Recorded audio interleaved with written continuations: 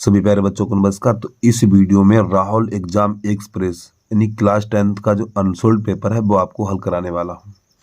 तो इसमें जो सेट नंबर पहला है, सेट नंबर पहला और प्रश्न नंबर पहला देखिए, बहुपद 3x² + 5x - 2 शून्यकों का योगफल है। तो कैसे करते देखना। तो पहले तो यहाँ पे लिखेंगे बहुपद, प्रश्न नंबर 1 डालेंगे 3x² + 5x - 2, यहाँ पे बराबर 0 हम लगा सकते हैं। ठीक है, तो यहाँ पे जरा ध्यान समझना। देखो ये a का मान होता है तो a बराबर हो जाएगा हमारा 3, और ये b का मान होता है b बराबर हो जाएगा हमारा 5, और ये c का मान होता है c बराबर हो जाएगा -2। तो शून्यकों का योगफल, शून्यकों का योगफल, शून्यकों का योगफल, तो शून्यकों का योगफल सूत्र होता है -b/a इतना। अब माइनस b का मान कितना, b का मान 5 है और a का मान 3 है, तो आपका ये हो जाएगा -5/3। ये इसका आंसर हो जाएगा। और एक बात ध्यान रखिए, इसमें गुणनफल भी पूछ सकता है आपसे, तो वो भी देख लीजिए। शून्यकों का गुणनफल पूछ सकता है भैया, गुणनफल, गुणनफल तो ये होता है c/a। ठीक, गुणनफल होता है c/a, और c का मान कितना -2 है, तो यहाँ पे लगा देंगे हम -2, और a का मान 3 है, तो ये इसका गुण यानी गुणन, इसका जो योगफल हो जाएगा -5/3 और गुणनफल हो जाएगा -2/3। तो यहाँ पे शून्यकों का योगफल पूछा तो -5/3 इसका आंसर हो गया। ठीक, कौन सा, इसका जो विकल्प नंबर है हमारा ये सी सही हो गया। अब अगला प्रश्न देखिए, बिंदु x, y और -x, y के बीच की दूरी है। चलिए इसको कैसे हल करते हैं। तो जो हमारे पास बिंदु हैं, नंबर 2 डाल देंगे यहाँ पर, बिंदु x, y तथा -x, y, इनके बीच की दूरी ज्ञात करनी है। तो प्यारे बच्चों ये x1 कहलाता है और ये y1 कहलाता है, और ये x2 और ये y2। तो बीच की दूरी का सूत्र है हमारे पास, बीच की दूरी बराबर, इसका जो सूत्र है √x1 - x2 का होल वर्ग प्लस y1 - y2 का होल वर्ग। बेटा ये बीच की दूरी का सूत्र होता है। अब x1 की जगह पे, x लगाएंगे, तो x - x2 की जगह पे -1, तो ये माइनस माइनस प्लस हो जाएगा और इसका होल वर्ग हो जाएगा। ठीक, यहाँ पे x लिखेंगे, प्लस y1 की जगह पे y लगाएंगे, -y2 की जगह पे -y लगाएंगे, तो ये माइनस माइनस प्लस हो जाएगा, अब इसका होल वर्ग हो जाएगा, और ये रहा हमारा अंडर रूट। तो ये 2x² हो जाएगा, 2x², इस प्रकार ये, और ये हो जाएगा 2y²। तो आपका यहाँ पे ये हो जाएगा 4x², इधर से थोड़ा कर दे रहे हैं, 4x² और प्लस ये 4y² हो जाएगा। अब यहाँ से हम 4 कॉमन लेंगे, तो 4 कॉमन लेंगे तो बेटा यहाँ बचेगा x² प्लस y²। अब 4 अंडर से बाहर निकल के आ जाएगा तो हो जाएगा 2√x² प्लस y²। ये इसका आंसर आ गया। तो इसमें जो विकल्प नंबर हमारा हो जाएगा, विकल्प नंबर हमारा सी सही हो जाएगा। ठीक है, चलिए अगला देखिए। अब यहाँ पे दी गई संख्याओं में अभाज्य संख्या होगी। तो अभाज्य संख्या होती हैं वे संख्याएं जो किसी से ना कटें। दी गई संख्याओं में अभाज्य संख्या होगी तो इसका आंसर बेटा 2 हो जाएगा। 2 अभाज्य संख्या है। ठीक, अगला देखिए, किसी धनात्मक पूर्णांक q के लिए, किसी धनात्मक पूर्णांक के लिए प्रत्येक धनात्मक पूर्णांक का रूप होता है। ठीक है, तो इसका आंसर हो जाएगा डी। अब इसके बाद प्रश्न नंबर 5 देखिए। प्रश्न नंबर 5 कैसे करेंगे।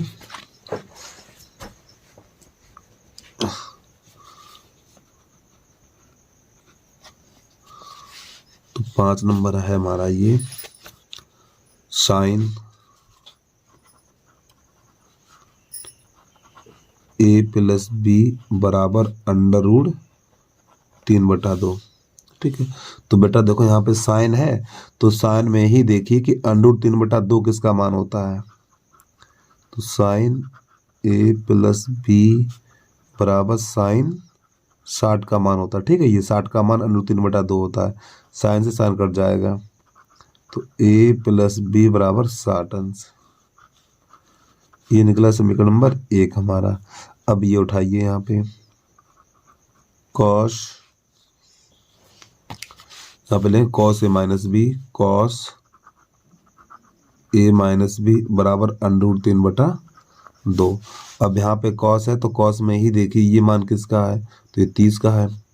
तो यहाँ पे लिखेंगे कॉस ए माइनस बी बराबर कॉस 30, अंडर रूट 3/2 को लिखेंगे कॉस 30। तो बेटा कॉस से कॉस कट जाएगा, तो ए माइनस बी बराबर 30। ये समीकरण नंबर 2 बन गया। अब एक को इसके नीचे लगा दो, ए प्लस बी बराबर 60।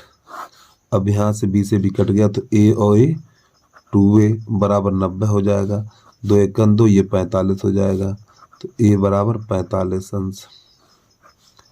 अब ये एक में रख दो, एक में रखने पर ए बराबर 45 है, तो एक में लगा दो यहाँ पर। ठीक, यहाँ पे लगा दो तो 45 प्लस बी हो जाएगा।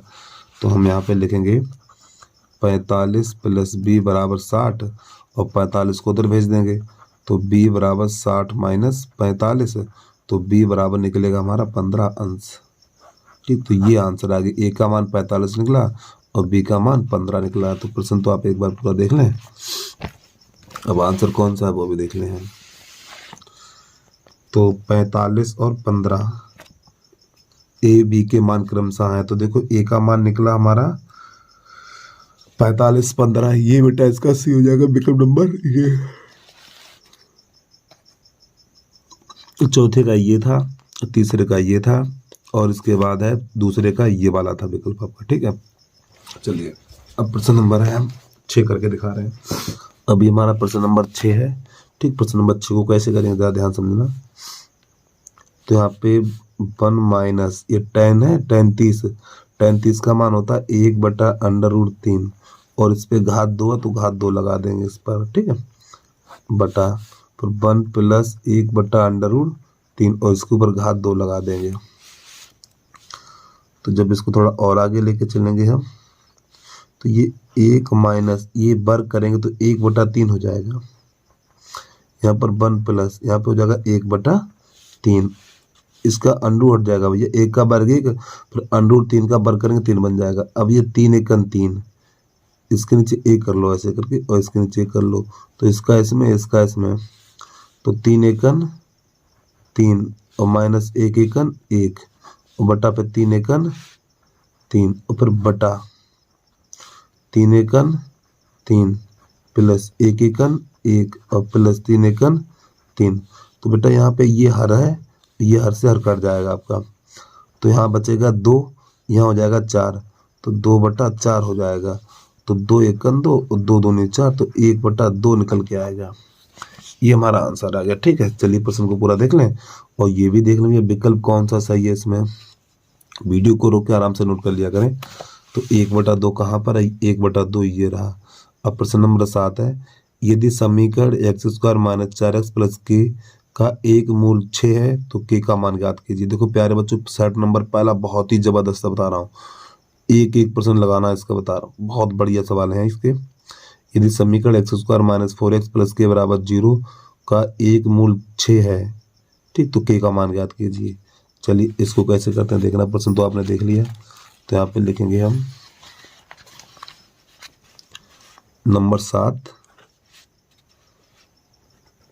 x² - 4x + k = 0, और प्रश्न यहाँ पे कह रहा था एक मूल 6 है, तो ये x का मान है। ठीक है, x का मान कहलाता है ये। तो यहाँ पे लिखेंगे x = 6 रखने पर बस x की जगह से में 6 लगा दीजिए, तो यहाँ पे हो जाएगा 6 का वर्ग - 4 × 6 + k = 0।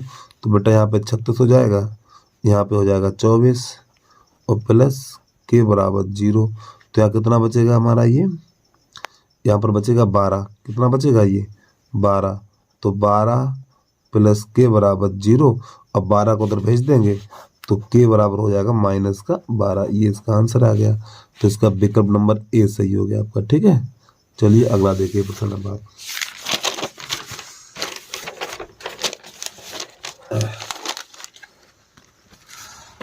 प्रश्न नंबर है हमारा 8।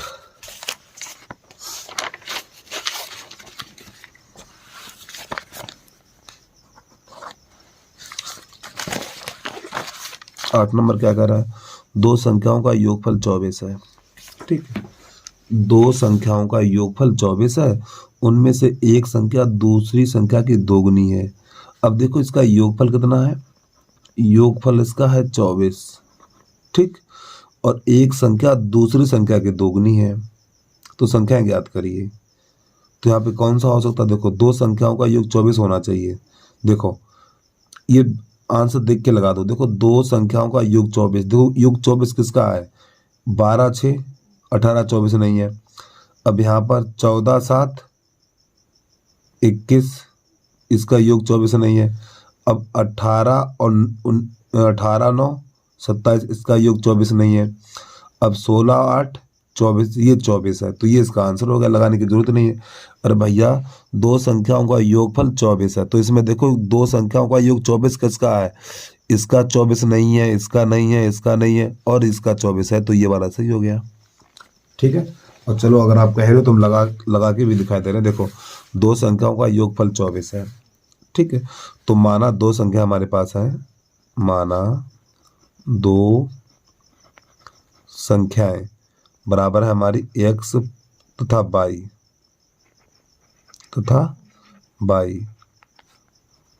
ठीक, दो माना दो संख्याएं x और y हैं, तो प्रश्न कह रहा है दो संख्याओं का योगफल 24, तो यहाँ पे लिखेंगे x प्लस y बराबर 24। फिर कह रहा एक संख्या दूसरी संख्या की दोगुनी है, एक संख्या है वो दूसरी संख्या की दोगुनी है, तो x बराबर क्या लिखेंगे 2y लिखेंगे। एक संख्या दूसरी संख्या की दोगुनी है, इस प्रकार ये। तो यहाँ पे अब क्या करो, देखिए x, ये समीकरण नंबर 1 हो गया, अब ये नंबर 2 हो गया, तो x बराबर 2y इसमें लगा दीजिए, तो यहाँ पे तो आपका हो जाएगा 2y प्लस y और बराबर 24, तो ये 3y हो जाएगा हमारा, कितना हो जाएगा 3y। तो यहाँ पे लिखेंगे 3y बराबर 24, 3 एकम 3 और 3 अट्ठे 24, तो y बराबर हमारा निकल के आएगा 8। अब ये वाला मान 2 में लगा देना। ठीक है, 2 में रखने पर तो यहाँ पे हो जाएगा x बराबर 2 गुणा 8, तो 8 2 नहीं 16, तो ये आंसर आ गया 16 और 8। ठीक, चलिए प्रश्न को देख लें एक बार। और विकल्प तो जिन दो संख्याओं का योग हमारा 24 है भाई आंसर हो जाएगा, तो इसका योग 24 है, तो यही आंसर हो गया। अगला देखिए प्रश्न नंबर 9।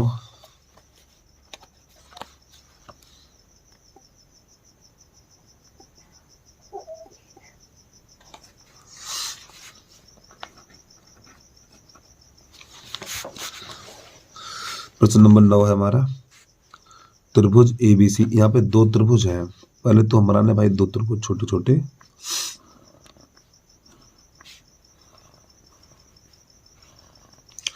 इसका नाम ABC PQR। अब प्रश्न यहाँ पे ये कह रहा है 2AB बराबर PQ, AB ये वाली भुजा, ये वाली देखो 2AB और PQ ये PQ, यानी ये वाली भुजा इसकी दोगुनी है। देखो अगर ये वाली भुजा हमारी मान लो 1 है, तो बेटा ये वाली भुजा हमारी दोगुनी होगी,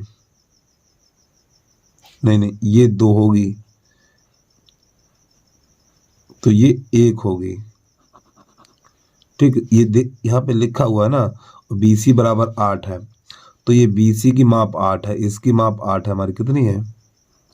अरे भैया ये देखिए थोड़ा ध्यान समझिए, यहाँ पे लिखा 2AB बराबर PQ, ये लिखा हुआ है, यानी कि जो PQ है ना, अरे भाई ये वाली भुजा है और एक ये भुजा है, एक काम करो, इसका अनुपात निकालें तो आपको समझ में आ जाएगा। जब इसका अनुपात निकालेंगे, देखो ए बी इसके नीचे आएगा, ए बी आएगा इसके नीचे, ठीक है।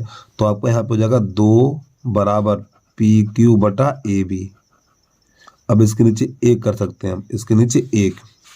अब पी क्यू का मान कितना हो गया, पी क्यू का मान 2 हो गया, तो यहाँ पे हमने 2 लगा दिया ये, ठीक। अब ए बी का मान कितना हो गया, 1 हो गया, तो यहाँ पे 1 लगा दिया। अब देखो इसकी भुजा 1 है तो इसकी भुजा इससे दोगुनी है। अगर ये 1 है तो ये 2 होगी, अगर ये 5 है तो ये 10 होगी। उम्मीद है सब बात समझ में आ रही है। अगर ये हमारी मान लो 20 है, ये वाली भुजा 20 है, तो ये वाली भुजा 40 होगी, इसकी दोगुनी है। इस वाले त्रिभुज की भुजाएं इस वाले त्रिभुज से दोगुनी है, ठीक। तो ये 1 है तो ये 2 होगी। अब ये 8 है, ये वाली भुजा हमारी 8 है, देखो BC बराबर 8 दे रखा है। तो जब ये 8 है तो बेटा ये कितनी होगी, 16 होगी। कितनी होगी, 16 होगी। और यही आपका आंसर आ गया। देखिए ये नंबर हो गया C सही इसका, ठीक है। उम्मीद है प्रश्न आपको समझ में आ गया होगा। चलिए आगे देखिए, समरूप त्रिभुज में भुजाएं 2 गुनी 3 गुनी 4 गुनी होती हैं। अब अगला प्रश्न देखिए आप, प्रश्न नंबर 10 है, एक 20 मीटर लंबी ऊर्ध्वाधर छड़ की छाया की लंबाई जमीन पर 10 मीटर लंबी है, ठीक है। यदि उसी समय एक मीनार की छाया की लंबाई 50 मीटर है तो मीनार की ऊंचाई ज्ञात कीजिए। अब इसको जरा ध्यान समझना बेटा। 10 मीटर लंबी ऊर्ध्वाधर छड़ है, तो ये 10 मीटर लंबी, सॉरी 20 मीटर लंबी है ये। तो यहाँ पे 20 मीटर लंबी और इसकी छाया कितनी है, यानी एक 20 मीटर लंबी ऊर्ध्वाधर छड़ की छाया की लंबाई जमीन पर 10 मीटर लंबी, तो इसकी छाया 10 मीटर लंबी है, ठीक है। ये मीटर में है और ये मीटर में है। यदि उसी समय एक समय मीनार की छाया, अब एक मीनार है हमारी ये, ठीक, ये मीनार है, तो इसकी छाया यानी इसकी छाया कितनी 50 मीटर लंबी है, तो इसकी छाया 50 मीटर लंबी है।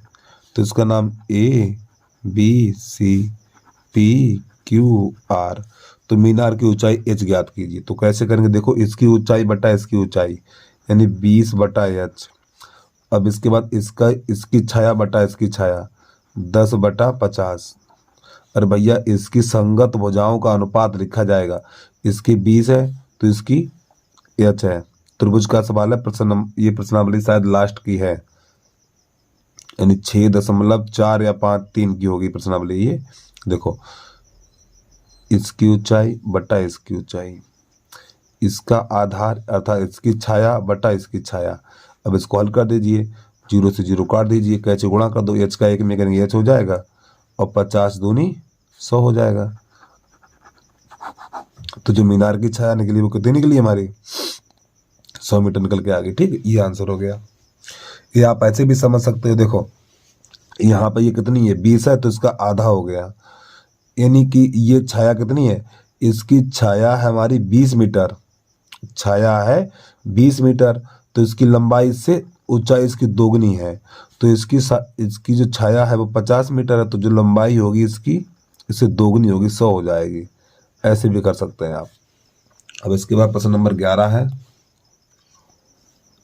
1/2 सेंटीमीटर व्यास वाले किसी ठोस अर्धगोले का संपूर्ण पृष्ठीय क्षेत्रफल होगा। तो देखो इसका व्यास कितना 1/2 है, इसका जो व्यास है वो 1/2 है। प्रश्न नंबर 11 लिख लें, यानी व्यास बराबर है 1/2। तो इसकी त्रिज्या निकालेंगे और व्यास को लिखा जाता है 2r, तो 2r बराबर 1/2, 2 का भाग लग जाएगा तो r बराबर 1/4 निकलेगा। अब गोले का संपूर्ण पृष्ठ निकालना है, गोले का संपूर्ण पृष्ठ, तो इसका सूत्र होता है 4πr²।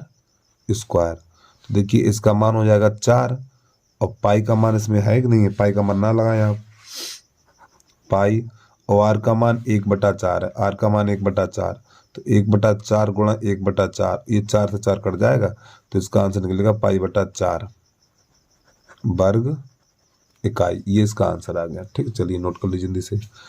देखो π/4 कहाँ पर है, तो π/4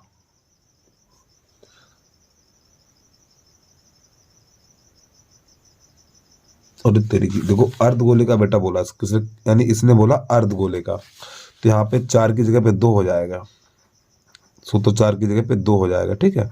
तो 2 एकन 2 और 2 दूनी 4, तो 4 दूनी 8 हो जाएगा। ये माफी चाहता हूँ, थोड़ी गलती होगी हमसे, ठीक। पाई बटा 8 हो जाएगा।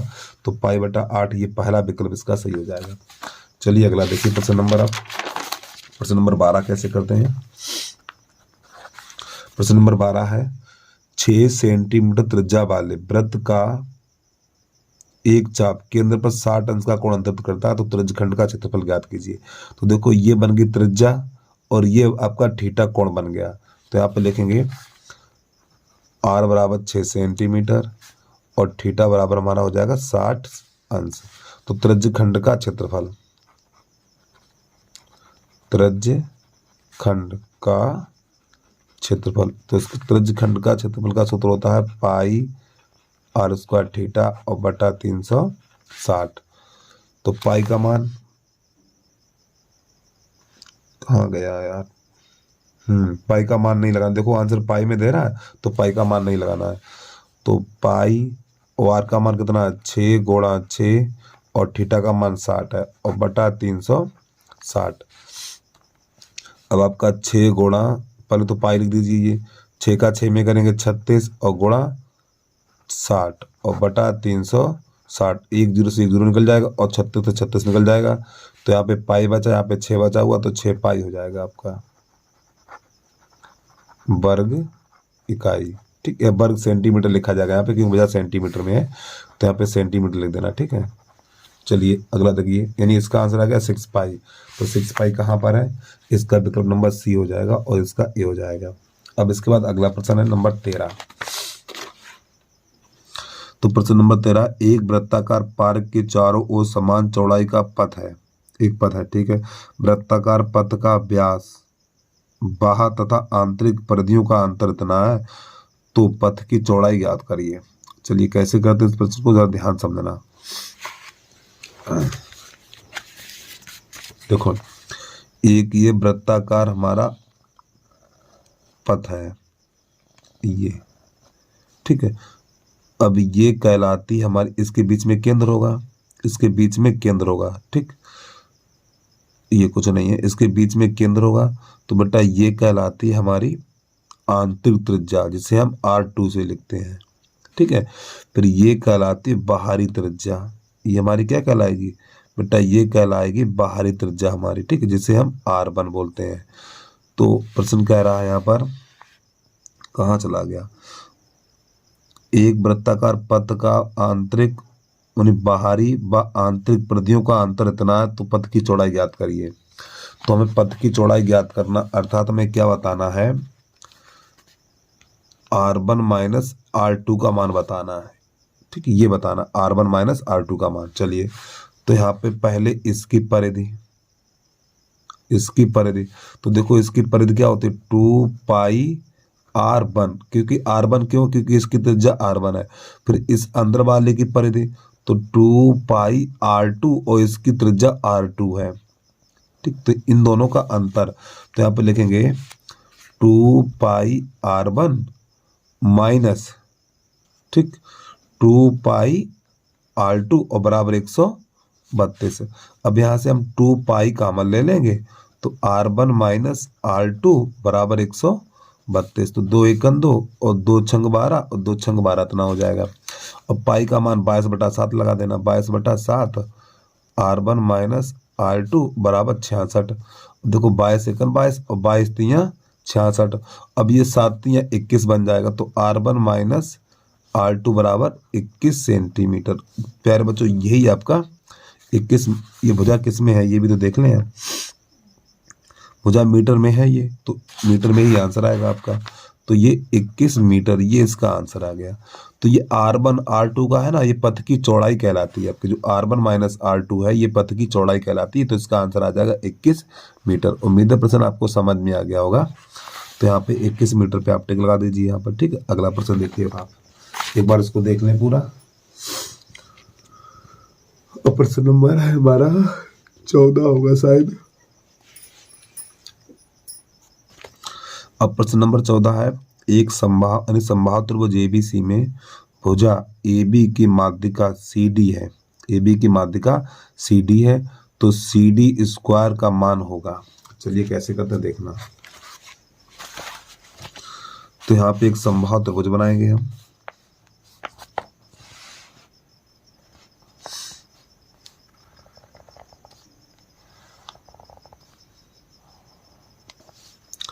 यहाँ पे देखो AB से भुजा AB की त्रिभुज ABC है, भुजा AB की माध्यिका, तो यहाँ पे लिख लेंगे A और B, यहाँ लिख देंगे C। तो AB की माध्यिका CD है, ACD, इस प्रकार ऐसे यहाँ से इसको मिला देंगे। ठीक, तो यहाँ पे ये 90 अंश का कोण बनेगा और समबाहु त्रिभुज का प्रत्येक कोण 60 अंश का होता है। तो ये हमारा 30 का हो जाएगा और ये 30 का हो जाएगा, ये वाला कोण 60 का हो जाएगा और ये वाला कोण 60 का हो जाएगा। और समबाहु त्रिभुज की प्रत्येक भुजा बराबर होती है, ये वाली भुजा, ये भुजा और ये भुजा। अब बेटा ये वाली भुजा हमारी है, हमें किसका मान निकालना है? CD का मान निकालना है। तो जो ये वाली भुजा है, ये वाली भुजा हमारी आधी आधी हो गई, यहाँ पे D होगा, तो ये वाली भुजा AB/2 हो जाएगी, AB/2 यानी AB/2 इतनी हो जाएगी। तो हमें इसकी माप निकालनी है, यहाँ पर इसकी माप कितनी होगी। चलिए, और ये तीनों भुजाएं आपस में बराबर होती हैं, तो यहाँ पे हम ये भी लिख दें। पहले प्रश्न नंबर 14 देखिए, AC बराबर BC और बराबर AB। बेटा ये तीनों भुजाएं बराबर होती हैं, ठीक है। अब यहाँ पे tan लगा दें, क्या लगा दें? tan।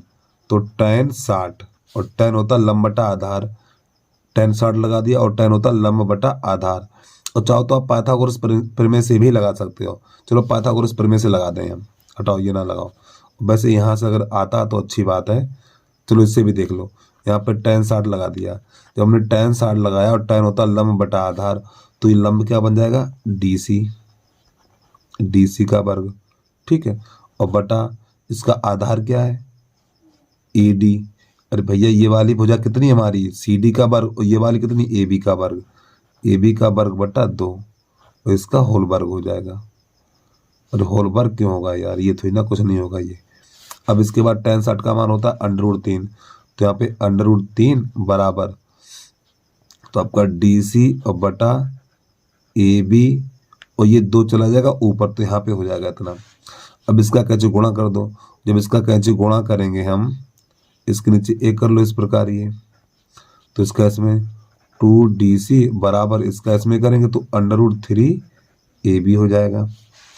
अब यहाँ से 2 का लगा देंगे भाग, 2 का भाग लगाएंगे तो DC बराबर √3/2 और AB। अब दोनों पक्षों का वर्ग कर दो, दोनों पक्षों का वर्ग करने पर, जब दोनों पक्षों का वर्ग करेंगे तो इधर हो जाएगा हमारा DC का वर्ग और बराबर √3/2 और AB का होल वर्ग, इस प्रकार ये। तो यहाँ पे DC का वर्ग, तो इसका 3/4 हो जाएगा, ये AB का वर्ग बन जाएगा। यही प्रश्न हल हो गया हमारा, ठीक है। चलिए भैया, उम्मीद है समझ में आ गया होगा आपको। हमने त्रिकोणमिति के हिसाब से ही लगा दिया प्रश्न। अब इसका कौन सा आंसर हो गया वो देख लो भाई। प्रश्न नंबर 14 का आंसर है 3/4 AB का वर्ग, ये 20 सही हो गया। अब इसके बाद प्रश्न नंबर हमारा है 15 कैसे देखना। 15 व्यक्तियों के भार का समांतर माध्य इतना है, तो उनके भारों का योग कितना होगा, ये है प्रश्न। तो यहाँ पे क्या करें, 12 का गुणा इसमें कर दीजिए। चलिए देख लो इसको भैया। तो प्रश्न नंबर 15 है हमारा, तो 12 व्यक्ति, उनका समांतर माध्य इतना है, तो योग बराबर होता है, सूत्र योग बराबर पदों की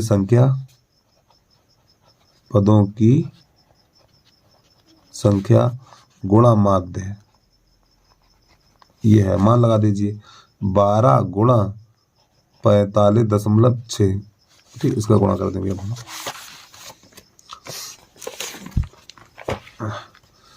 तो आपको हो जाएगा 12 छंग 72, 12 छंग 72, हासिल 7 लगी हुई है, और 12 पंजे 60, 7 67 हो जाएगा, हासिल 6 लगी है, 12 चौक 48, 48 और 6 54, और 10 से पीछे क्या है, 1 अंक है, तो तो यहाँ पे लग जाएगा। तो आंसर आ जाएगा 547.2। 547.2। तो इसका विकल्प नंबर सी सही हो जाएगा। ये वाला इसका आंसर हो जाएगा सही।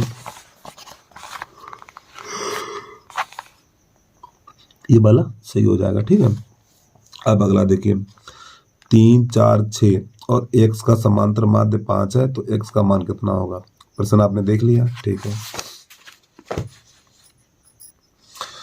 प्रश्न नंबर 16 है समांतर माध्य बराबर पदों का योग बटे पदों की संख्या। अब यहाँ पे पदों का योग कितना कितना है, देखिए 3 + 4 + 6 और +x। ठीक, और बटे पदों का यानी पदों की संख्या कितने पद हैं, ये हमारे पास पद है 4। कितना है, 4। अब इसका समांतर माध्य कितना है, समांतर माध्य दे रखा 5, तो x का मान ज्ञात कीजिए। अब इसको हल कर दीजिए, तो ये 5 चौक 20 हो जाएगा। 20 बराबर, अब इस संख्या को जोड़ेंगे, 6 4 10, 6 4 10, 3 13, 13 + x और 13 को उधर भेज देंगे, तो 20 - 13 बराबर x। तो x बराबर हमारा 7 निकल के आ जाएगा।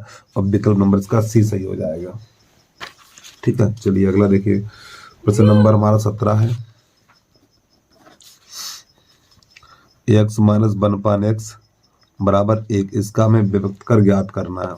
ठीक है, प्रश्न देख लें पहले आप एक बार। यानी द्विघात समीकरण x - 1/x बराबर 1 का विभक्त कर होगा। ठीक है, कैसे निकालते हैं देखना। अब यहाँ पे जिसके नीचे कुछ नहीं उसके नीचे 1 करेंगे, तो इसका इसमें करेंगे x² हो जाएगा, फिर इसका इसमें करेंगे -1 हो जाएगा बटा x बराबर 1। तो इसके नीचे 1 करेंगे, तो इसका गुणा इसमें और इसका इसमें हो जाएगा, तो x² - 1 और बराबर x। अब x को इधर ले आएंगे, तो हो जाएगा x² - x -1 बराबर 0। अब बेटा हमें ABC के मान चाहिए यहाँ से। ठीक, तो देखो यहाँ पर ये 1 है, यहाँ पर भी 1 है, तो a बराबर हो जाएगा 1 और b बराबर हो जाएगा -1 और c बराबर -1।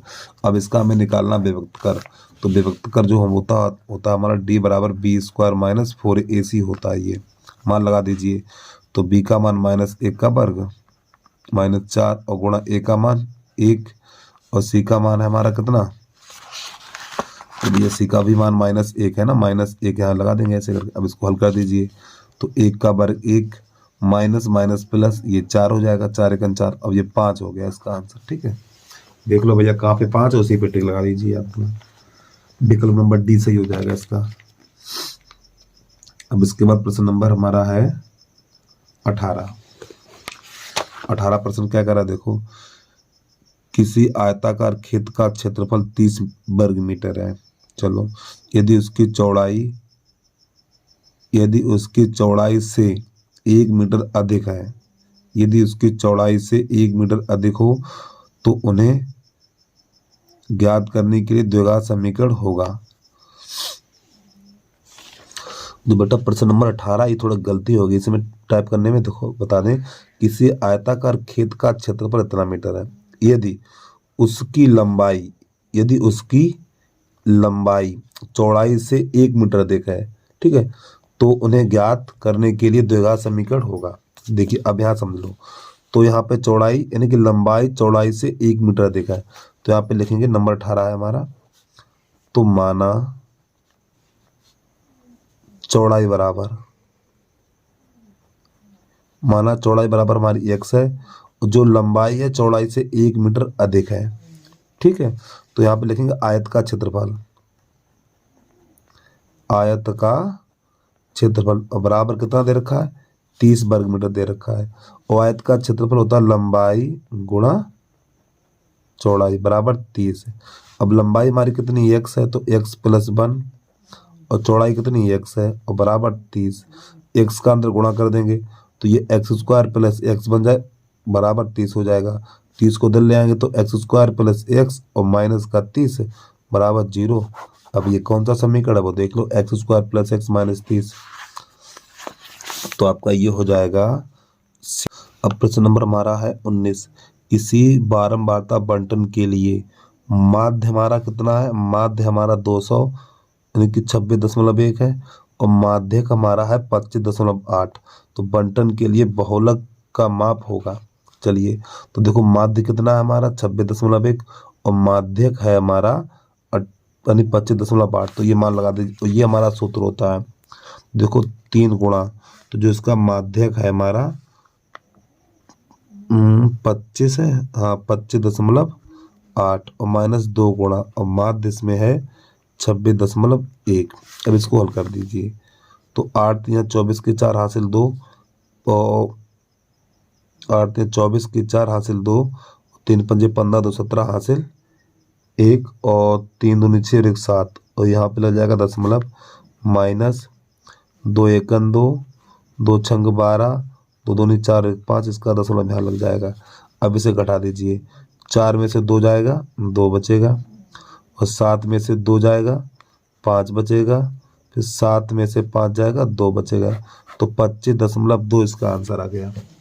25.2 इसका विकल्प नंबर हमारा सी सही हो गया। अब इसके बाद 20 नंबर है केंद्रीय परवृत्त की माप है।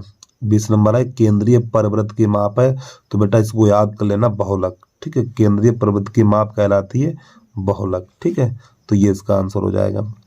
अब इसके बाद प्रश्न नंबर हमारा है 21, ठीक। यहाँ से दीर्घ उत्तरीय प्रश्न है आपके, तो बिंदु 2,5 10,3 के बीच की दूरी 10 मात्रक है तो बाई का मान ज्ञात कीजिए। तो ये 2 बिंदु हैं, इनके बीच की दूरी 10 मात्रक है, तो बाई का मान ज्ञात करना है। तो मॉडल को साइड पे लगा रहे हैं, तो यहाँ पे देखिए, तो प्रश्न नंबर है हमारा 21।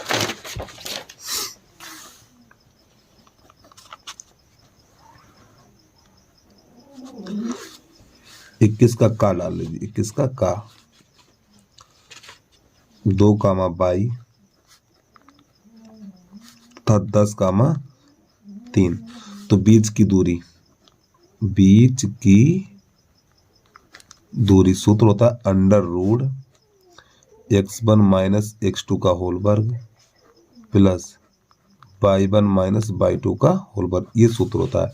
अब बीच की दूरी 10 दे रखी, तो यहाँ पे 10 लगा देंगे, अंडर रूट x1 का मान 2 और इसके बाद y2 का मान, अरे भैया x1 का मान 2 है, y2 का मान 10 है, तो 10 का वर्ग हो जाएगा यहाँ पर, प्लस y1 का मान y और y2 का मान 3 और इसका ये होल वर्ग, तो ये हो जाएगा हमारा 10 बराबर अंडर रूट, तो ये 8 बचेगा और 8 का वर्ग 64 हो जाएगा, ठीक है, प्लस y माइनस 3 का होल वर्ग।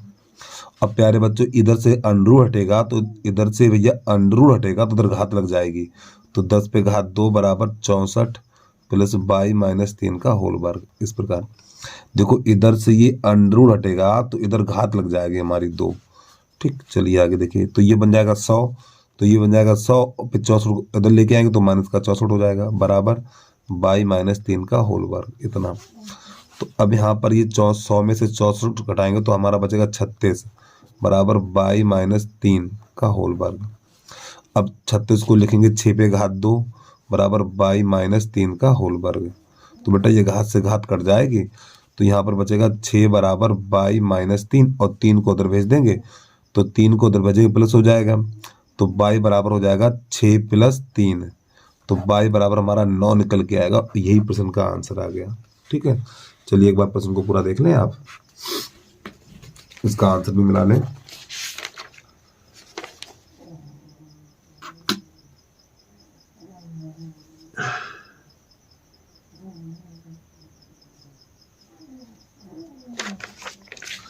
चलो भाई इसका आंसर नहीं दिया, फिलहाल हमारा आंसर ठीक है, यही है प्रश्न। चलिए अगला देखिए प्रश्न नंबर खा खरगोश।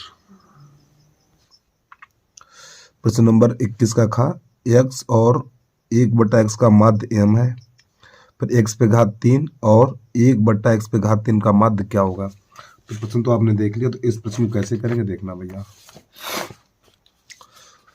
तो यहाँ पे देखो माध्य बराबर सूत्र होता है प्रश्न नंबर 21 का खा, माध्य बराबर होता है योग बटे पदों की संख्या,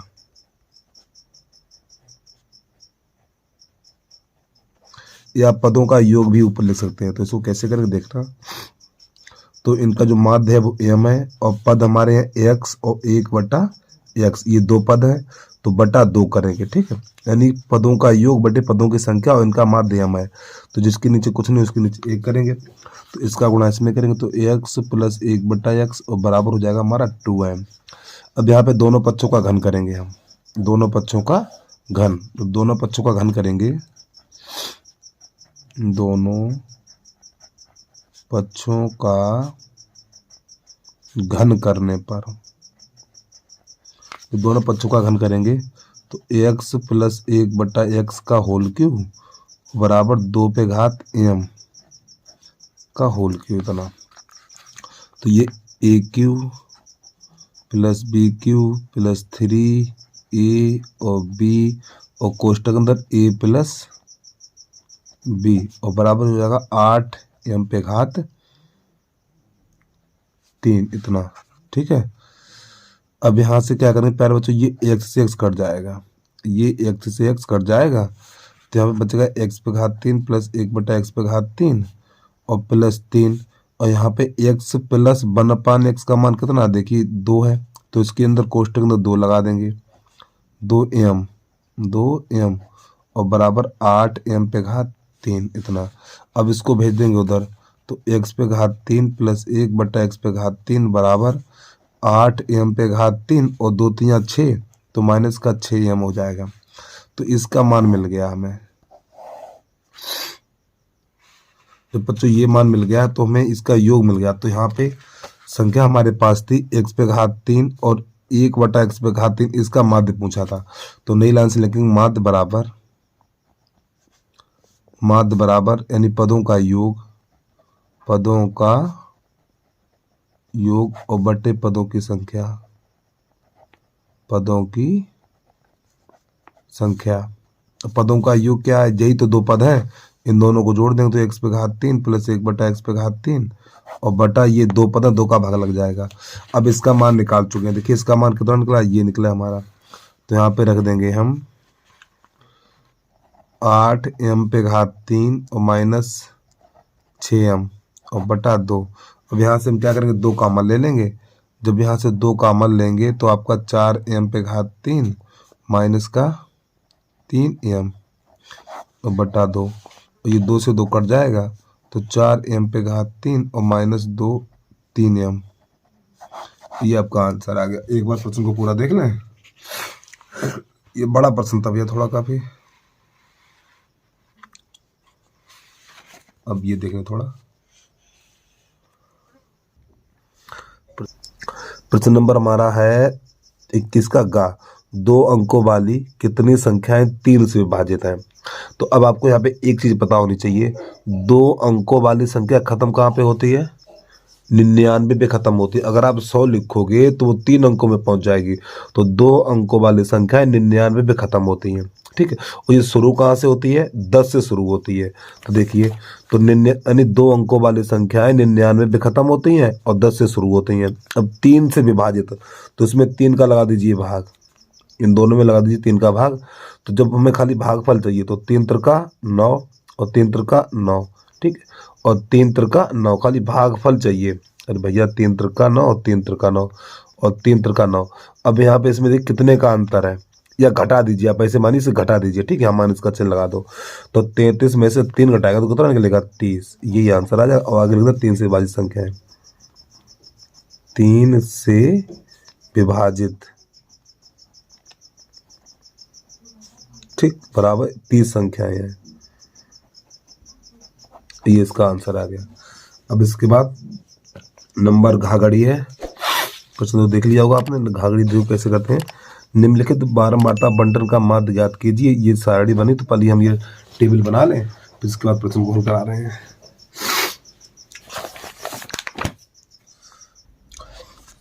तो ये हमने टेबल बनाकर तैयार कर लिए, तो यहाँ पे हम संचयी बारंबारता निकालेंगे, तो संचयी बारंबारता निकाले जाएगी, तो पहले तो 5 लिखेंगे, 5 में 8 जोड़ेंगे तो 23, वो 13 हो जाएगा, और 13 में 20 जोड़ेंगे तो आपका हो जाएगा 33, 33 से 15 जोड़ेंगे तो 48, और 48 में 7 जोड़ेंगे तो हमारा हो जाएगा भैया 55, और यही वाला मान n का हो जाता है, ठीक है। तो ये जोड़ निकल के आया तो ये मान n का हो जाता है, तो यहाँ पे लिखेंगे हम n बराबर 55, ठीक। तो यहाँ से निकालेंगे n/2, तो n/2 ये 55 बटा हमारा 2 निकल के आएगा और 2 का इसमें लगाएंगे भाग, तो 2 दूनी 4, 2 सत्ते 14.5 इतना, ये हमारा n/2 का मान निकल के आ गया। अब प्यारे बच्चों यहाँ से हम क्या करेंगे, ध्यान समझना। तो ये हमारा जो निकला है 27.5, तो देखो 27.5 किसकी संचयी बारंबारता में देखिए 27.5 किसके बीच आता है, तो बेटा ये है 27.5 के बीच यहाँ पे आता है।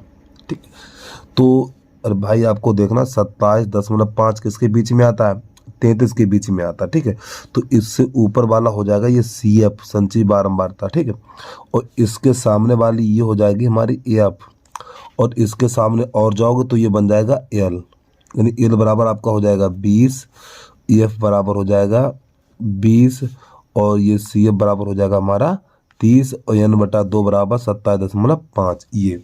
अब यहाँ से हम दूसरे पेज पे पहुँच रहे हैं। अब इसके बाद का सूत्र लिखेंगे, माध्यक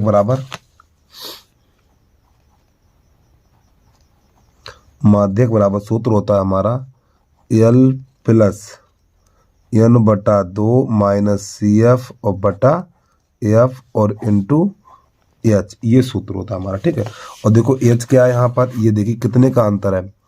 ठीक, 0 से 10, 10 से 20, 20 से 40, 40, 30 से 40, ठीक है, और 40 से 50, तो यहाँ पे बेटा 10, 10 का अंतर है, तो H बराबर में यहाँ पे हो जाएगा हमारा 10। तो ये वाले सम्मान उठा के, यानी कि L है, F है और इसके बाद CF है और H का मान है, n/2 का मान है, तो ये 5 मान है, सूत्र में रखेंगे जाके हम। ठीक, चलिए तो हमारा सूत्र है भैया ये, मान लगा दीजिए। अब L का मान कितना है, L का मान 20 है, तो यहाँ पे 20 लिख लो, प्लस n/2 का मान हमारा कितना है 27.5 और CF का मान कितना है 13 है और बटा F का मान 20 है और प्लस H का मान 10 है। अब इसको हल कर दीजिए, तो 1 0 से 1 0 काट दीजिए यहाँ पर, तो हमारा ये हो जाएगा 20 प्लस, अब 27 में से 13 घटाएंगे तो हमारा बचेगा 14.5 और बटा 2 का इसमें भाग लगाएंगे। अब हम जब इसमें 2 का भाग लगाएंगे तो हमारा हो जाएगा ये 20 और प्लस 2 सत्ते 14, 2 दूनी 4, 2 पंजे 10। अब इसको जोड़ देंगे तो 27.25 इसका आंसर आ जाएगा भाई। ठीक है, चलो जल्दी से नोट कर लीजिए इसको भी।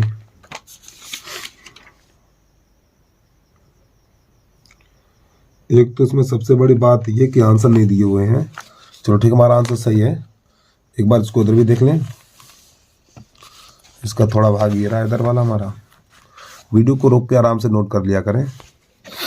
अब इसके बाद प्रश्न नंबर है हमारा इसका अड़ा खाली 5वां नंबर। इसको कैसे करेंगे देखना। तो यहाँ पे लिखेंगे दिया है, यानी दिया गया है HCF अर्थात मासा, HCF मासा होता है, यानी इन दोनों संख्याओं का मासा 51 है और इन दोनों संख्याओं का, यानी कि इन दोनों संख्याओं का लासा ज्ञात करना है हमें। और भैया इन दोनों संख्याओं का मासा 51 है और इन दोनों संख्याओं का लासा ज्ञात कीजिए। प्रश्न काफी बढ़िया है। ठीक है, बोर्ड की परीक्षा में इस प्रकार का प्रश्न आएगा जरूर। चलिए इसको कैसे करेंगे देखना। तो हमारे पास सबसे पहले नंबर डालने 21 का यहाँ खाली। ठीक, तो यहाँ पे जो हमारे पास संख्याएं हैं 255 और 867, बेटा ये दो संख्याएं हैं। ठीक है, तो ये हमारी पहली संख्या और ये दूसरी संख्या है। तो इन दोनों का जो मासा है, इन दोनों का मासा 51 है, तो हमें लासा ज्ञात करना है। तो सूत्र होता है हमारा लासा, इनकी LCM LCM और गुणा HCF। ठीक है, LCM गुणा HCF अर्थात मासा आप हिंदी में भी लिख सकते हो, लासा गुणा मासा बराबर पहली संख्या और गुणा दूसरी संख्या। पूरा लिख लेना आप। देखो यहाँ पे लासा गुणा मासा बराबर पहली संख्या गुणा दूसरी संख्या। अब इसका लासा तो हमें पता नहीं, तो LCM ऐसे लिख लो। ठीक है, और HCF अर्थात मासा कितना 51 है, तो यहाँ पे 51, पहली संख्या 255 है और दूसरी संख्या 867 है। अब इसे काटिए। देखो जब यानी 51 पंजा इतना होता है 255 आपका, तो यहाँ पे LCM बराबर आपका हो जाएगा 7 पन्ना 35 की 5 हासिल 3 56 30 3 33 हासिल 3 और 8 15 40 3 43। बेटा ये इसका आंसर आ गया। चलिए जल्दी से नोट कर लीजिए इसको। अगला देखिए आप 43 35। अब इसके बाद प्रश्न नंबर 4 है। अब इसको हम दूसरे पेज पे करेंगे, ठीक है। तो 21 नंबर का 4 चम्मच, बहुत ही बढ़िया प्रश्न है। यानी सिद्ध कीजिए कि √2 एक अपर में संख्या है। तो यहाँ पे लिखेंगे, प्रश्न देख लो पहले आप। यानी सिद्ध कीजिए कि √2 एक अपर में संख्या। तो इसे कैसे करेंगे देखना। तो यहाँ पे लिखेंगे माना √2 एक परमेय संख्या है। परमेय संख्या है। तो बेटा ये परमेय संख्या है। परमेय संख्या को P बटा Q के रूप में लिखेंगे। तो नई लाइन से √2 बराबर P बटा Q। तो इसके आगे लिखेंगे जहां P तथा Q पूर्णांक है। क्या है? पूर्णांक है, पर Q नॉट इक्वल 0। चलिए अब जिसके नीचे कुछ नहीं उसके नीचे 1 करेंगे। तो इसका गुणा यानी इसका गुणा इधर करें, इसका गुणा इसमें करेंगे और इसका इसमें करेंगे। तो Q का गुणा √2 में करो। तो √2Q बराबर P। अब दोनों पक्षों का वर्ग करेंगे। यहाँ पर हम दोनों पक्षों का वर्ग करने पर, जब दोनों पक्षों का वर्ग करेंगे तो √2Q और बराबर P। इधर इसका होल वर्ग हो जाएगा, इधर इसका होल वर्ग हो जाएगा, तो इसका अंडर जाएगा। तो यहाँ पे 2Q² बराबर P²। अब बेटा यहीं पे थोड़ा ध्यान समझना। अब यहाँ पर होगा क्या, देखिए ये वाला जो 2 है, ये वाला 2 इसके नीचे जाएगा। यानी कुछ इस प्रकार हो जाएगा, Q² बराबर P² बटा 2 ऐसे करके हो जाएगा। लेकिन हम क्या करेंगे, इसको इस 2 को यहीं रहेंगे, इस 2 को यहीं रखेंगे। लेकिन हम थोड़ा अनुमान लगाएंगे, सोचेंगे ये 2 कहाँ जाएगा। ये काल्पनिक यानी कि थोड़ा आभास करेंगे, सोचेंगे अपने इसके बारे में। यानी ये 2 आपका जाएगा P के नीचे। तो P² बटा 2 हो जाएगा, लेकिन जाएगा नहीं, रहेगा यहीं। हम सोच लेंगे, मान लेंगे कि ये 2 इसके नीचे जा रहा है, ठीक है। तो ये P² बटा 2 हो गया। तो P² बटा 2 हो गया ना। तो आप कह सकते हो P² में 2 का भाग लग रहा है। तो यहाँ पे लिखेंगे P² 2 से विभाजित है। 2 से विभाजित है।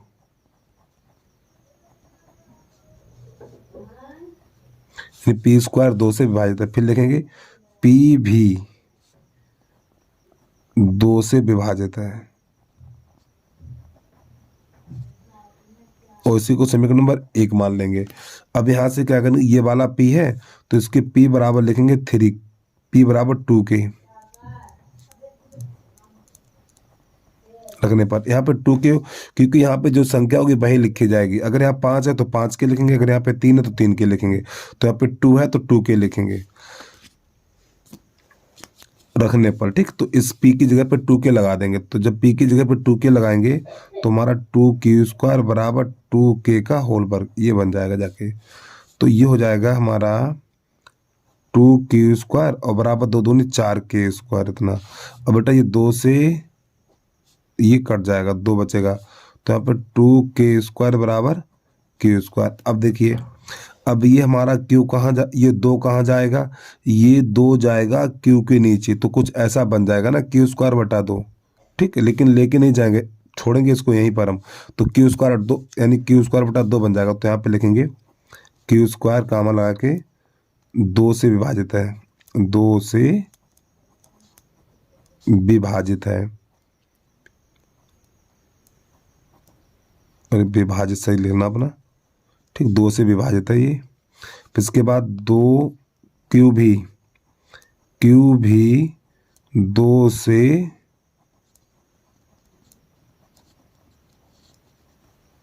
विभाजित है। पहले लिखेंगे Q² 2 से विभाजित है, फिर लिखेंगे Q भी 2 से विभाजित है। इसके बाद अब इसे लिख लेंगे समीकरण नंबर 2 हम, ठीक है। तो यहाँ पे लिखेंगे समीकरण 1 तथा 2 से स्पष्ट है कि P तथा Q का उभयनिष्ठ गुणनखंड 2 है, ठीक है। अतः √2 एक परमेय संख्या है, लेकिन विरोधाभास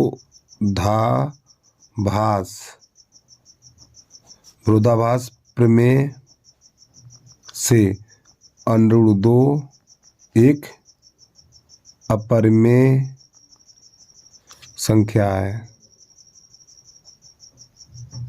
ये इसका आंसर हो गया, ठीक है। चलिए भैया प्रश्न को पूरा देख लें एक बार आप। बहुत बढ़िया प्रश्न है। देखो यहाँ पे जब भी इस प्रकार जैसे कि √2 है, √3 है, √5 है, √7 है, √11 है, √13 है, ये सभी प्रश्न इसी प्रकार के होंगे, ठीक है। चलिए भैया अगला देखिए प्रश्न नंबर आपका, प्रश्न नंबर 4 क्या, प्रश्न नंबर 22 नंबर चालू हो गया। 22 नंबर क्या है देखो जरा ध्यान से। 22 नंबर है निम्नलिखित सारणी में बहुलक ज्ञात कीजिए। चलिए भैया ये हम टेबल बनाए फिर इसका बहुलक ज्ञात करेंगे हम। तो प्रश्न नंबर 22 का तो इस सारणी हमने बना रखी, इसमें बहुलक ज्ञात करना। तो बहुलक कैसे ज्ञात कर देखना, तो यहाँ पे जो बारंबारता होती है हमारी, ये जो बेटा बारंबारता होती, तो बारंबारता में सबसे बड़ा मान देखा जाता है। तो इसमें सबसे बड़ा मान कौन सा है, 23 है। तो यही हो जाएगा आपका F1, ठीक है। और इससे ऊपर वाला हो जाता F0 और इसके नीचे वाला हो जाता F2। उम्मीद है तो कोई दिक्कत नहीं होगी आपको। अब इसी के सामने यानी F1 के सामने ये हो जाता है हमारा L। तो L बराबर कितना हो जाएगा, 30 हो जाएगा इतना। अब H, इसमें वर्ग अंतराल में कितने का अंतर है, देखो 10-10 का अंतर है। तो H बराबर हो जाएगा यहाँ पे हमारा 10। तो ये मान तो सब निकल के आ गए। अब ये मान हमें इस सूत्र में रखने हैं। चलिए तो यहाँ पे लिखेंगे L बराबर, L की जगह मान कितना, L की जगह 30 लगाइए ना, यहाँ पे 30 लिखेंगे, ठीक है। 30 प्लस कोष्टक, अब F1 का मान कितना, F1 का मान 23 है तो यहाँ पे 23 लगा दो, माइनस F0 का मान कितना है 15, तो 15 लिख दीजिए आप, बटा फिर 2 गुणा F1 का मान कितना है 23 है, माइनस F0 का मान 15, तो 15 लगा देंगे यहाँ पर, माइनस F2 का मान 7 है, 7 लगा देंगे, और H का मान 10 है। अब इसको हल करेंगे हम, तो हो जाएगा 30 प्लस, तो ये बचेगा हमारा 8, तो 8 और 23 दूनी 46, कितना हो जाएगा 46, तो 46 माइनस ये बचेगा हमारा, ये हो जाएगा माइनस का 22 और इंटू 10, तो आपका हो जाएगा ये 30 प्लस 8 बटा, अब जब इसे घटाएंगे तो 6 में से 2 जाएगा, 4 बचेगा, ये 24 बचा हुआ, ठीक। यहाँ पे हो जाएगा ये हमारा 10, तो 8 एकन 8, 8 एकन 8, और ये हो जाएगा भैया हमारा 8 तिया 24, तो ये 10/3 हो जाएगा। अब यहाँ थोड़ा दूसरे पेज पे लेके चल रहे हैं आपको, तो इधर चल रहा आपका 30 और प्लस 10/3, ठीक। तो ये 30 और प्लस 3 का भाग 10 में लगाएंगे तो 3.33 हो जाएगा, और जब इसे हम जोड़ेंगे तो 33.33 हो जाएगा। ये इसका आंसर आ जाएगा, ठीक है आपका, ठीक। यहाँ पे थोड़ा गलत दे रखा है, देखो ये यहाँ पे दे रखा है 22, 2 दे रखा है, 2 नहीं होगा, 3 होगा। और भैया जब इसका भाग इसमें लगाएंगे, देखिए ध्यान समझना, तो 10 तिया वो 3 तिरका 9, तो अब 1 बचेगा, यहाँ रखेंगे, चलो यहाँ बढ़ाएंगे 0, फिर 3 तिरका 9, फिर 1 बचेगा, फिर 0 बढ़ाएंगे 3 तिरका 9, तो यहाँ पे ये आएगा ना, ठीक। प्रश्न को पूरा देखने के बाद पहले ये देखें थोड़ा था ना। अब इसके बाद प्रश्न नंबर है हमारा इसका खा खरगोश, और खा खरगोश काफी बढ़िया प्रश्न है। यदि त्रिभुज ABC के अंतःकोण ABC है, दर्शाइए कि cos B + C बटा 2 बराबर sin A बटा 2। तो इस प्रश्न को कैसे करेंगे देखना भैया, बहुत ही बढ़िया प्रश्न, बोर्ड की परीक्षा में आया हुआ प्रश्न है। तो यहाँ पे इसमें सिद्ध करना है cos B + C बटा 2 बराबर sin ए बटा 2 ये सिद्ध करना। अब देखिए प्रश्न की शुरुआत करते हैं 22 नंबर का खा खरगोश। अब देखिए त्रिभुज के अंतःकोणों का योग कितना होता है बेटा? त्रिभुज के अंतःकोणों का योग होता है 180 अंश। तो यहाँ पे ए प्लस बी प्लस सी बराबर 180 अंश। अब यहाँ पे क्या करेंगे? देखिए प्यारे बच्चों, यहाँ पे बी प्लस सी है, बी प्लस सी है तो हमें ए को उधर भेजना पड़ेगा। देखो यहाँ पे बी प्लस सी है तो ए को उधर भेजिए। जब ए को उधर भेजेंगे तो बी प्लस सी बराबर 180 माइनस ए हो जाएगा। अब यहाँ पे देखिए बटे में 2 है, कितना है? बटे में 2 है तो 2 का भाग लगा देंगे। तो यहाँ पे लिखेंगे दोनों पक्षों में 2 का भाग देने पर, तो दोनों पक्षों में 2 का भाग लगाएंगे तो b प्लस सी बटा 2 बराबर ये 180 बटा 2 माइनस ए बटा 2। यहाँ इधर ऐसे लगा देना आपको, ठीक है? तो ये 2 एकम 2 और 2 नेम 18, तो b प्लस सी बटा 2 बराबर 90 माइनस ए बटा 2। अब यहाँ से देखिए इसमें क्या कॉस है, कॉस है नहीं है, तो दोनों पक्षों में कॉस लेंगे। तो यहाँ पे लिखेंगे कॉस लेने पर, ठीक है? तो दोनों पक्षों में कॉस लगा देंगे तो कॉस बी प्लस सी बटा 2 और बराबर यहाँ पे कॉस 90 माइनस ए बटा 2, यानी कि दोनों में कॉस कॉस जोड़ देंगे। अब आपने एक सूत्र पढ़ा होगा यहाँ पर, कॉस 90 माइनस थीटा बराबर साइन थीटा, ये सूत्र पढ़ा होगा आपने। अगर नहीं पढ़ा तो बेटा देख लो, ये सूत्र होता है।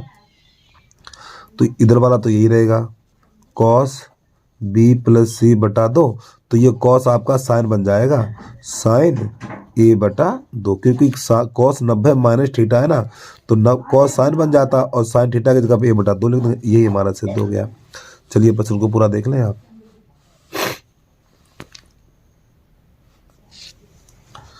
अब इसके बाद प्रश्न नंबर गागमला।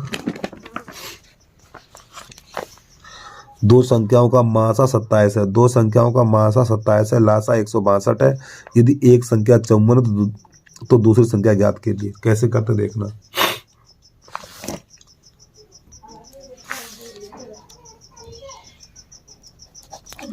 इसका नंबर है, मासा हमारा है, मासा 27 है, तो मासा हमारा 27 है, तो लासा हमारा है इसका 62 और एक संख्या हमारी है, एक संख्या बराबर है 54, तो दूसरी संख्या ज्ञात करनी है। तो इसका सूत्र होता है पहली संख्या गुणा दूसरी संख्या बराबर लासा गुणा मासा, ये सूत्र होता है। यानी पहली संख्या गुणा दूसरी संख्या बराबर लासा गुणा मासा। अब पहली यानी एक संख्या कितनी 54, तो यहाँ पे 54 और गुणा दूसरी संख्या बराबर लासा की जगह पे रखेंगे 162 गुणा और मासा की जगह पे रखेंगे 27, ये 27 है, ठीक है? चलिए तो देखो 27 एक 27, 27 दूनी 54, फिर 2 एकन 2, 2 अट्ठे 16, 2 एकन 2, तो दूसरी संख्या बराबर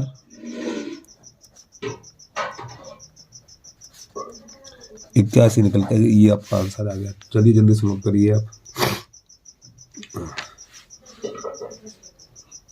अब प्रश्न नंबर हमारा है घाघड़ी।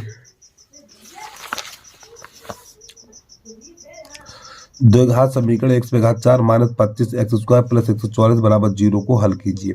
तो प्रश्न तो आपने देख लिया, इसे कैसे हल करेंगे वो देखिए बात। तो 22 नंबर का है हमारा घाघड़ी। अब यहाँ पे हमें क्या करना है, इससे गुणनखंड करना है, ठीक है? तो देखो 144 के ऐसे गुणनखंड करो, 144 के ऐसे गुणनखंड करो कि जोड़ने पर 25 बन जाए। तो देखो 144 है ना आपका, 144, तो बेटा इसको लिखेंगे 16 निम्मा 144, 16 9 25 हो जाएगा। तो यहाँ पे लिखेंगे हम x पे घात 4 माइनस x पे घात 2 16 प्लस 9 और प्लस का 144 बराबर 0। तो आपको x पे घात 4 इसका अंदर गुणा करेंगे तो 16x स्क्वायर माइनस का 9x स्क्वायर और प्लस का 144 बराबर 0, ठीक है? अब यहाँ से x पे घात 2 कॉमन मिल जाएगी, तो x पे घात 2 कॉमन लेंगे तो x पे घात 2 माइनस 16 बचेगा। यहाँ पे माइनस का 9 कॉमन लेंगे, यहाँ से x का माइनस 9 कॉमन लेंगे तो यहाँ बचेगा x स्क्वायर माइनस का 16 बराबर 0। अब आप लिखेंगे एक्स स्क्वायर माइनस 16 और एक्स स्क्वायर माइनस 9 बराबर 0। अब प्यारे बच्चों इसको थोड़ा और आगे बढ़ाएंगे हम, तो एक्स स्क्वायर माइनस 16 है ना, एक्स स्क्वायर माइनस 16 बराबर 0। ठीक है, 16 को उधर भेज देंगे तो एक्स स्क्वायर बराबर आपका 16 हो जाएगा। इधर से घात हटेगी तो अंडरूट लग जाएगा, तो एक्स बराबर हो जाएगा अंडरूट 16 और अंडरूट 16 यहाँ प्लस माइनस का चिन्ह लगाएंगे हम। ठीक है, तो एक्स बराबर हो जाएगा 16 को 4 लिखा जाएगा तो प्लस माइनस 4। तो यहाँ से प्लस माइनस का अर्थ होता है कि एक्स का मान 1 4 निकला और एक्स का मान 1 माइनस 4 निकला है। अब इसके बाद यहाँ से ऐसे लकीर करनी है हमें। अब इसको लिखेंगे तो एक्स स्क्वायर माइनस 9 बराबर 0, तो 9 को उधर भेजेंगे तो एक्स स्क्वायर बराबर 9, इधर से घात हटेगी तो अंडरूट लग जाएगा, तो एक्स बराबर अंडरूट 9, यहाँ पे प्लस माइनस का चिन्ह लगाएंगे तो एक्स बराबर प्लस माइनस 3 हो जाएगा और यही एक्स का मान हो जाएगा, यानी कि 3 हो जाएगा और एक्स बराबर माइनस 3 हो जाएगा। तो बेटा यही हमारे आंसर, ये 2 ये निकले हैं और 2 ये आंसर निकल के आए। और चाहो तो आप इतना ही छोड़ देना, कोई गलत नहीं करेगा, इतना ही छोड़ देना यहाँ तक। ठीक, चलो प्रश्न को पूरा देखिए आप एक बार।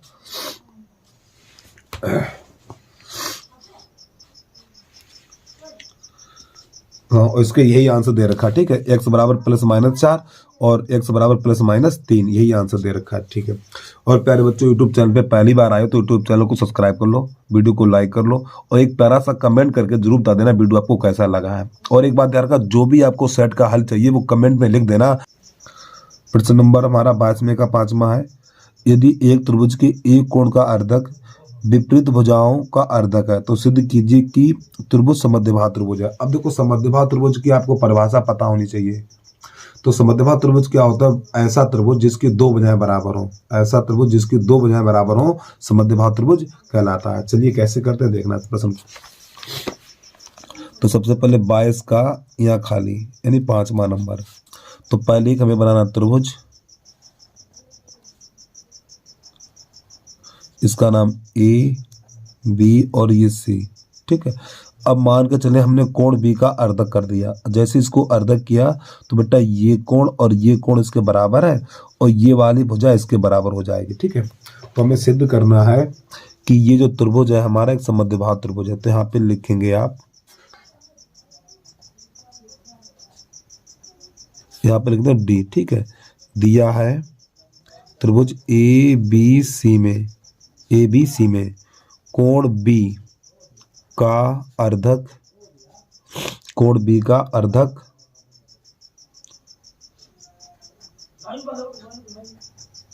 कोण बी का अर्धक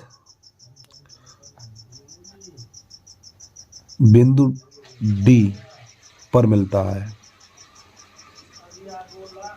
मिलता है। ठीक है, तो सिद्ध करना है हमें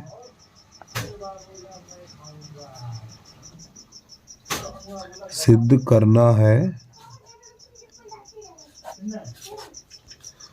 त्रिभुज ए बी सी, त्रिभुज ए बी सी एक समद्विबाहु त्रिभुज है।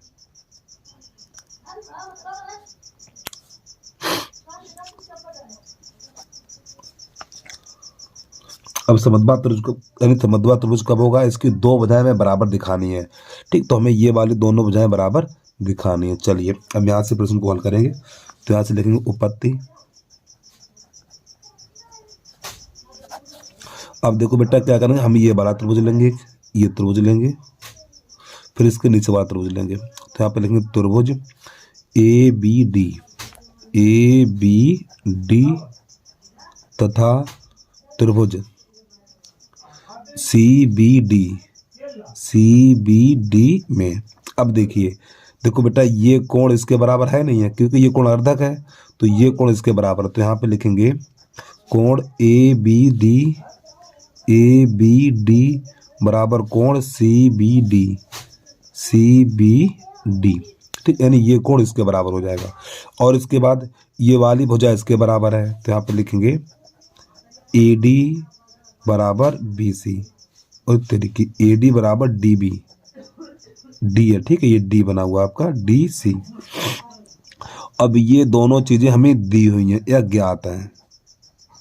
ठीक है, अब इसके बाद अब ये रेखा कैसी है? ये वाली रेखा हमारी उभयनिष्ठ होगी। कैसी होगी? उभयनिष्ठ। तो यहाँ पे लिखेंगे बी डी बराबर बी डी और आगे लिख देना उभयनिष्ठ, उभयनिष्ठ। ठीक है, तो अतः, तो नई लाइन से लिखेंगे अतः त्रिभुज ए बी डी सर्वांसम त्रिभुज सी बी डी। तो ये दोनों त्रिभुज कैसे हैं? सर्वांसम है। सर्वांसम का अर्थ है कि दोनों बिल्कुल आपस में बराबर हैं, ये बस नाम अलग अलग है लेकिन है एक जैसे। ठीक, ये दोनों त्रिभुज कैसे सर्वांसम है? जब ये दोनों त्रिभुज सर्वांसम होंगे तो संगत भुजाएं कैसी होंगी? बराबर होंगी। तो यहाँ पे दोनों त्रिभुज कैसे होंगे? सर्वांसम। और सर्वांसम किस प्रकार है? देखो, दो भुजाएं और एक कोण, दो भुजाएं और एक कोण। तो यहाँ पे लिखेंगे आप एस ए एस के आधार पे, यानी दोनों त्रिभुज कैसे होंगे? जो कसौटी है हमारी, तो एस ए एस के आधार पर त्रिभुज सर्वांसम होंगे। तो यहाँ पे लिखेंगे इसलिए, तो जब ये हमारे त्रिभुज सर्वांसम होंगे तो ये वाली दोनों भुजाएं कैसी होंगी? यानी ये वाली भुजा इसके बराबर होगी। तो यहाँ पे लिखेंगे इसलिए ए बी बराबर बी सी। तो ये वाली भुजाएं किस त्रिभुज में? देखो, एक भुजा ये और एक भुजा ये कैसे बराबर हो गई यहाँ पर? तो नई लाइन से लिखेंगे अतः त्रिभुज ए बी सी एक समद्विभाव त्रिभुज है। ए बी सी एक समद्विभाव त्रिभुज है।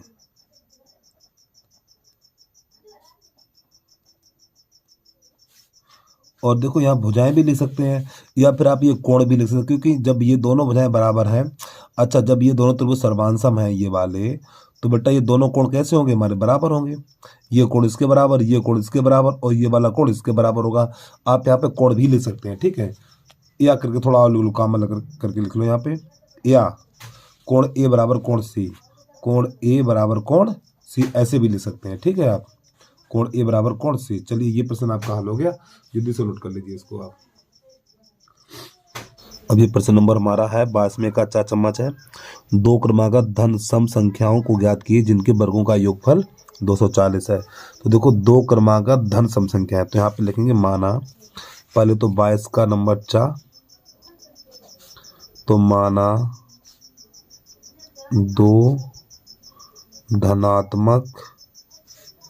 दो धनात्मक क्रमागत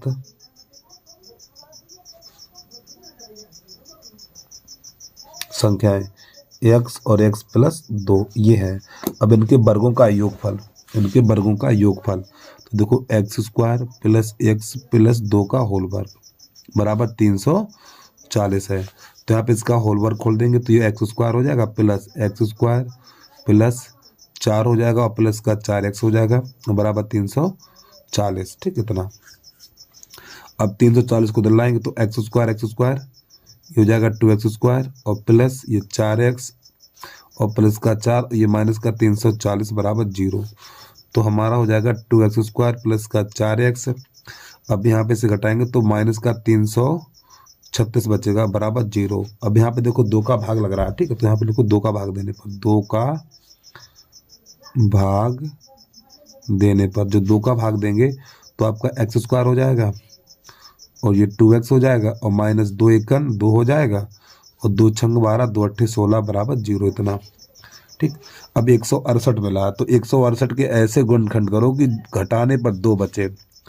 168 के ऐसे गुणनखंड करो कि घटाने पर 2 बचे। तो देखो यहाँ पे जब 168 गुणनखंड करेंगे तो 2 से काटिए, 2 अट्ठे 16 और 2 चौकू 8, फिर 2 से काटिए, तो 2 चौकू 8 और 2 दूनी 4, फिर 2 से काटिए। तो हमारा हो जाएगा भैया ये 2 एकन 2 और 2 दूनी, गलत हो गया क्या? ये 2 एकन 2 हो जाएगा ना, हाँ, 2 दूनी 4 2 एकन 2। अब ये 3 से कटेगा तो 3 एकन 3 सत्ते 21, 3 सत्ते 21 इतना हो जाएगा।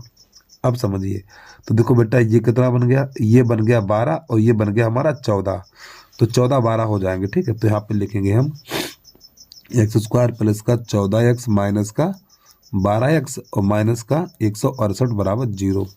तो यहाँ से x का मान लेंगे तो x प्लस 14, तो यहाँ से माइनस 12 का मान लेंगे, जब यहाँ से माइनस 12 का मान लेंगे तो x माइनस x प्लस 14 हो जाएगा और बराबर 0।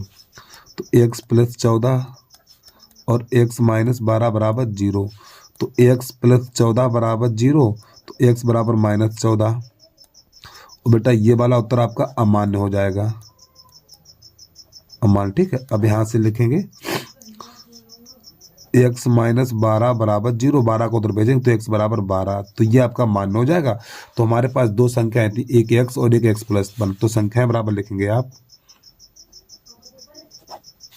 x और x+2, ये संख्याएं थी। तो x का मान 12, तो यहाँ 12 लगा देना है, तो 12 पर 12 + 2 14, यही आपका आंसर आ गया। ठीक है, 12 और 14। जल्दी से नोट कर लीजिए प्रश्न को, आप अगला देखिए।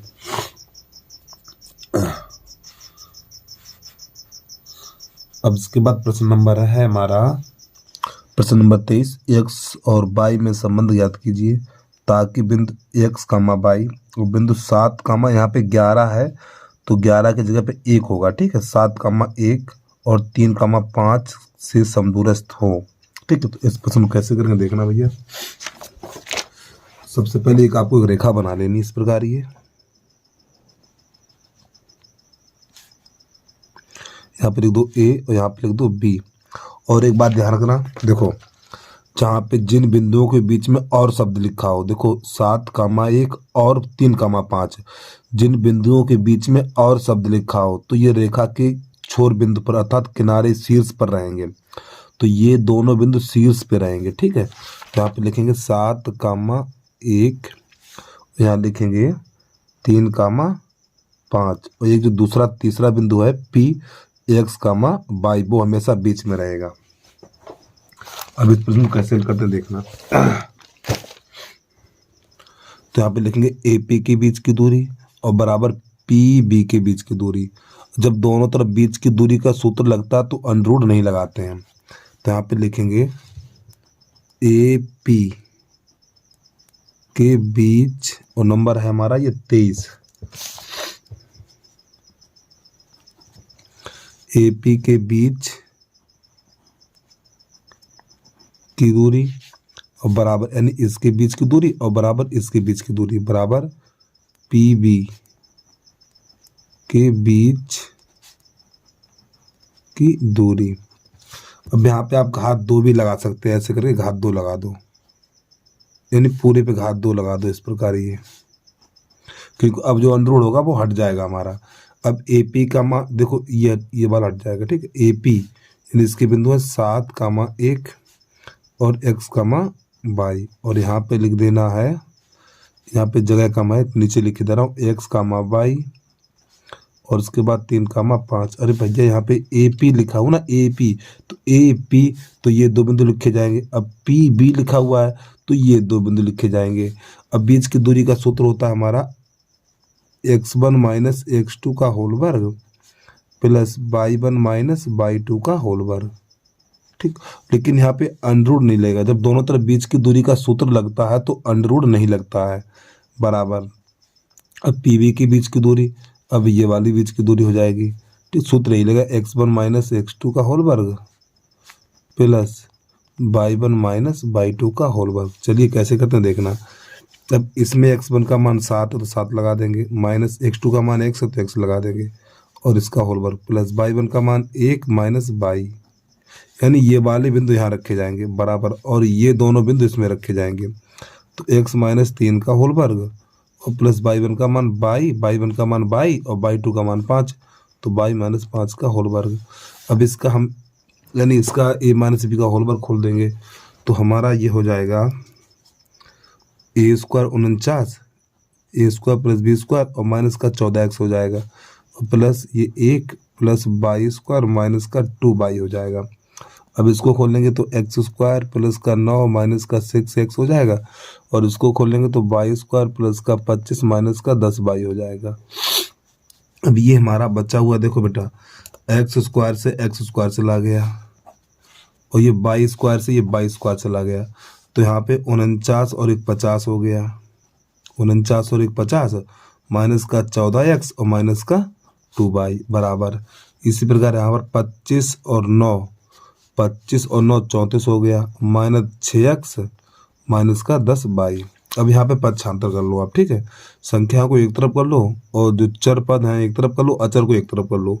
तो ये माइनस का 14x, इसको लाएंगे तो प्लस का 6x हो जाएगा, माइनस का 2y, इसको दिल लाएंगे तो प्लस का 10y हो जाएगा, ठीक है, बराबर ये 34, इसको दिल जाओ तो माइनस का 50 हो जाएगा। तो यहाँ पर बचेगा माइनस का 8x हमारा, ठीक, और ये बचेगा यहाँ पर हो जाएगा प्लस का 8y हो जाएगा, बराबर। अब यहाँ से घटाएंगे तो यहाँ पर बचेगा हमारा 16 माइनस का। अब यहाँ पे इसमें से -8 कॉमन ले लो, ठीक है, ये प्लस है, इसमें से -8 कॉमन लेंगे तो हमारा हो जाएगा x माइनस बाई बराबर माइनस का 16। जब माइनस का चिन्ह कॉमन लेंगे तो अंदर वाले चिन्ह बदल जाएंगे, तो ये माइनस से माइनस कट जाएगा और 8 एक 8, 8 दूनी 16, तो x माइनस बाई बराबर 2। ये इसका आंसर आ गया बेटा, ठीक है। जल्दी से प्रश्न एक बार देख लें आप। और बता दें ये हमारी NCERT बुक का उदाहरण नंबर यानी प्रश्नावली 7-10 वाला बेग उदाहरण नंबर 4 है और पेज नंबर है हमारा 176। वहां से जाके आप इस प्रश्न को देख भी सकते हैं। और चलो देख क्या हम ही आपको दिखा दें इसका हल कहाँ है, ये देखिए, इसलिए गलती थी सही करा दिया मैंने। देखो आप, ये रहा प्रश्न बेटा आपका, ये वाला प्रश्न है, ठीक। देखिए, x और y में संबंध ज्ञात कीजिए ताकि बिंदु x, y बिंदु 7, 1 और 3, 5 से समदूरस्थ है, ठीक, ये वाला प्रश्न था। चलिए भैया अगला देखिए, प्रश्न तो आपने देख लिया। अब इसके बाद इसका अथवा वाला भी देख लो। अथवा वाला प्रश्न कैसे करते हैं हम, 23 का अथवा है,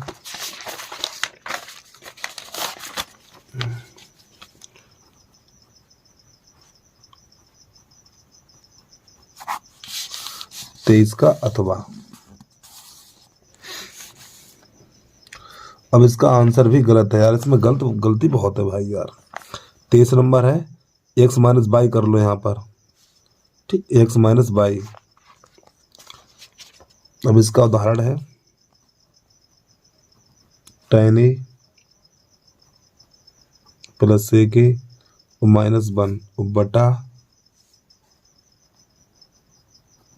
tan a माइनस a के और +1 और बराबर है हमारा 1 प्लस sin a और बटा cos a। ये रहा प्रश्न। तो सबसे पहले इसमें LHS लिखेंगे, LHS tan a plus sec a -1 बटा tan a minus sec a +1। ये रहा हमारा प्रश्न। तो भैया इस प्रश्न को कैसे करेंगे जरा ध्यान से देखना। तो नई लाइन से इसका परमीकरण करेंगे, ठीक है। तो पहले लिख लेंगे tan a plus sec a -1 और बटा tan a minus sec a +1। अब यहाँ पे प्यारे बच्चों हम क्या करेंगे, यहाँ पे लाएं गुणा का चिन्ह, तो इसका सैगमी का गुणा करेंगे हम यहाँ पर, ठीक है। अब देखो गुणा कैसे करेंगे देखना। अब इसको हम ऐसे क्वेश्चन बंद कर सकते हैं, इस प्रकार कर सकते हैं, नहीं कर सकते हैं। तो यहाँ पर प्लस है तो माइनस का गुणा कर देंगे ऊपर नीचे, देखिए। तो यहाँ पर लिखेंगे tan a और ये माइनस sec a, ये वाला चिन्ह बदल देंगे, तो प्लस है तो ये माइनस कर देंगे इस प्रकार 1 और बटा tan a minus sec a और ये -1 और यहाँ पर भी ऐसे क्वेश्चन लगा सकते हैं। अब भैया ध्यान समझना चीज को, देखो अब इतने का गुणा इतने में करेंगे तो एक बार प्लस एक बार माइनस है ये, तो ये बन जाएगा हमारा tan स्क्वायर a और माइनस sec स्क्वायर a। इसका गुणा इसमें करेंगे तो एक बार प्लस एक बार माइनस है तो tan square a minus sec square a। फिर tan a प्लस 1 का गुणा इसमें करेंगे तो आपका हो जाएगा ये, अरे भैया माइनस, ऐसे समझिए, देखो इसका गुणा इसमें करेंगे तो एक बार प्लस एक बार माइनस लग गया, फिर इसका गुणा इसमें करेंगे तो इसके चिन्ह बदल जाएंगे, तो माइनस का tan a और माइनस का sec a। अब -1 का गुणा इसमें करेंगे तो इसके चिन्ह बदल जाएंगे, तो माइनस का tan a और प्लस का sec a, ये माइनस माइनस प्लस बन जाएगा। अब बटे में आ जाइए भैया। अब बटे में देखो ये एक बार प्लस एक बार माइनस है, एक बार प्लस एक बार माइनस है ना, तो यहाँ पर हम क्या करेंगे, तो देखो इसका बन जाएगा होल वर्ग। तो यहाँ पे लिखेंगे हम tan a minus sec a का होल वर्ग, फिर ये -1 का वर्ग बन जाएगा। अब यहाँ पर इसका हम प्रसार करेंगे तो पर थोड़ा सी कटापटी कर दें हम। तो देखो यहाँ से क्या क्या जाएगा भैया, ये tan a से नहीं माफी चाहता भैया, ये नहीं कटेगा, ये सही रहेगा आपका, ठीक है। tan a से tan sec a से sec a कट जाएगा, ये tan a सही रहेगा। अब यहाँ से प्यारे बच्चों एक हमारा सूत्र होता है, उसे थोड़ा परिचित करा दें हम आपको। सेक स्क्वायर थीटा बराबर होता है 1 प्लस tan स्क्वायर थीटा, ये सूत्र होता है। अब यहाँ पर हम क्या करें, इस tan को ले आए, किसको ले जाएं, इस सेक को उधर ले जाएं, इस सेक को उधर ले जाएं और एक को उधर लाएं। तो जब सेक को उधर ले जाएंगे तो हमारा हो जाएगा tan square theta minus sec square theta, ठीक है। देखो ऐसे समझिए, हम इसको ले गए उधर तो ये चीज बनी, ठीक, बराबर।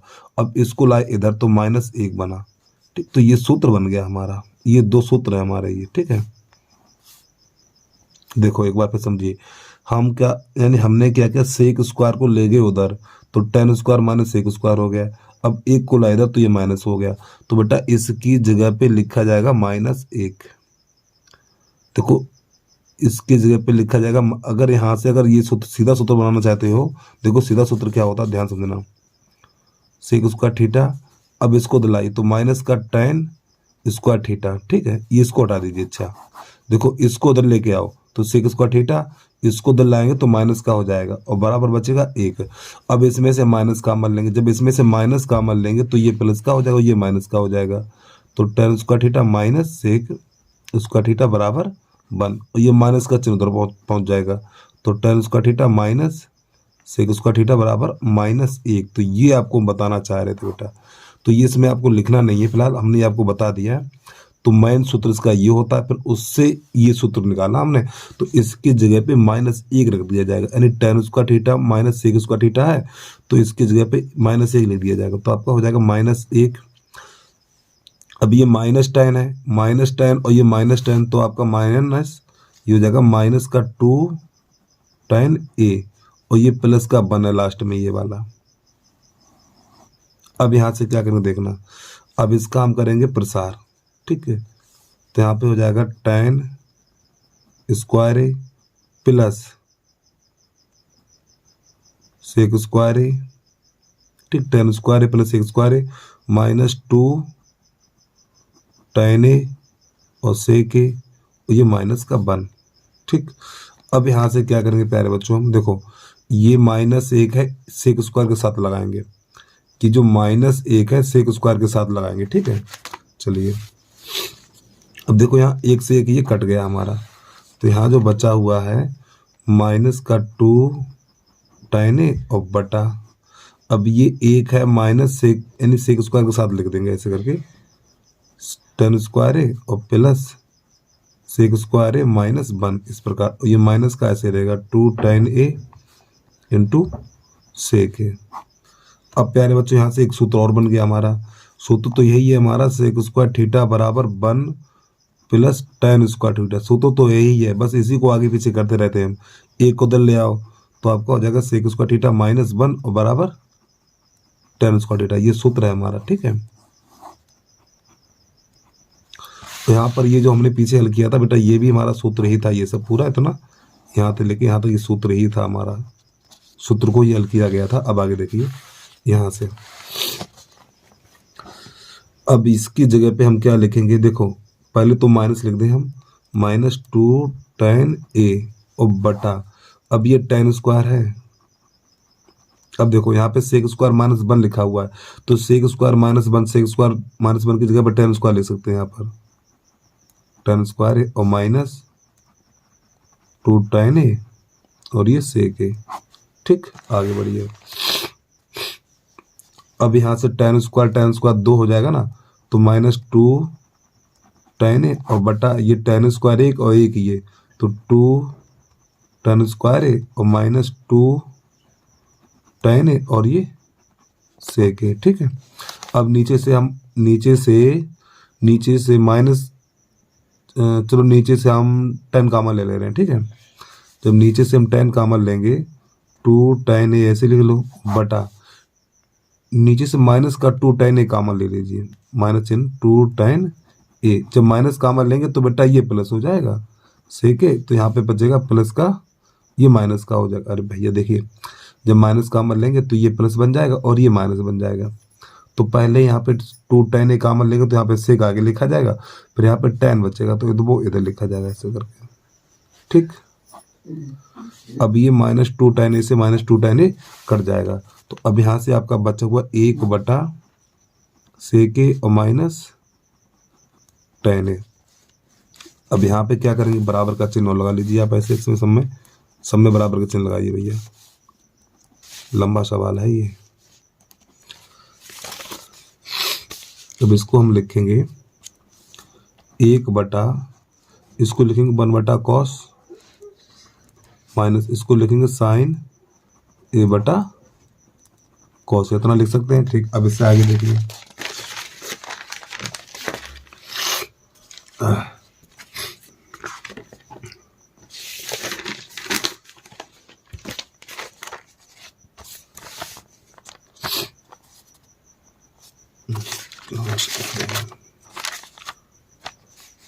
तो 1/, अब इसके देखो हर समान है, जब इसके हर समान है तो 1 - sin a और बटा cos a,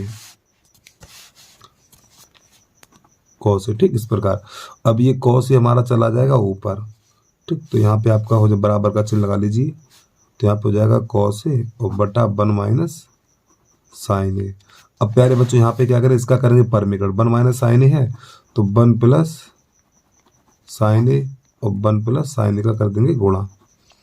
अब ये वाला इसके साथ ऐसे ही लगा देंगे, तो cos a 1 +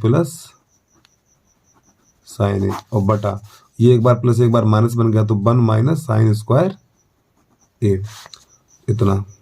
यहाँ तो कोई दिक्कत तो नहीं है, ठीक है।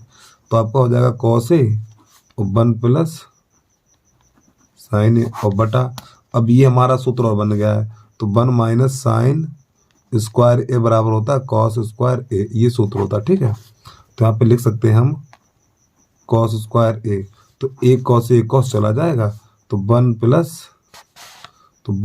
sin a और बटा cos a, यही हमारा आ गया आंसर। तो आप आगे लिख देना भैया LHS और बराबर RHS। अब एक बार प्रश्न को पूरा दिखा दें हम आपको, देखिए थोड़ा यहाँ से ये रहा आपका, इतना काफी लंबा प्रश्न है भाई ये। इसके बाद इसके नीचे से ये लगा हुआ है,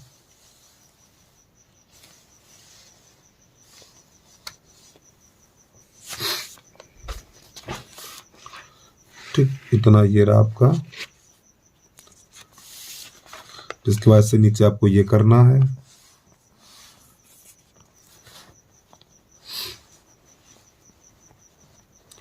और बाद में ये आपका आंसर निकल के आएगा, ठीक है। चलिए अब इसके बाद प्रश्न नंबर इसका अगला है,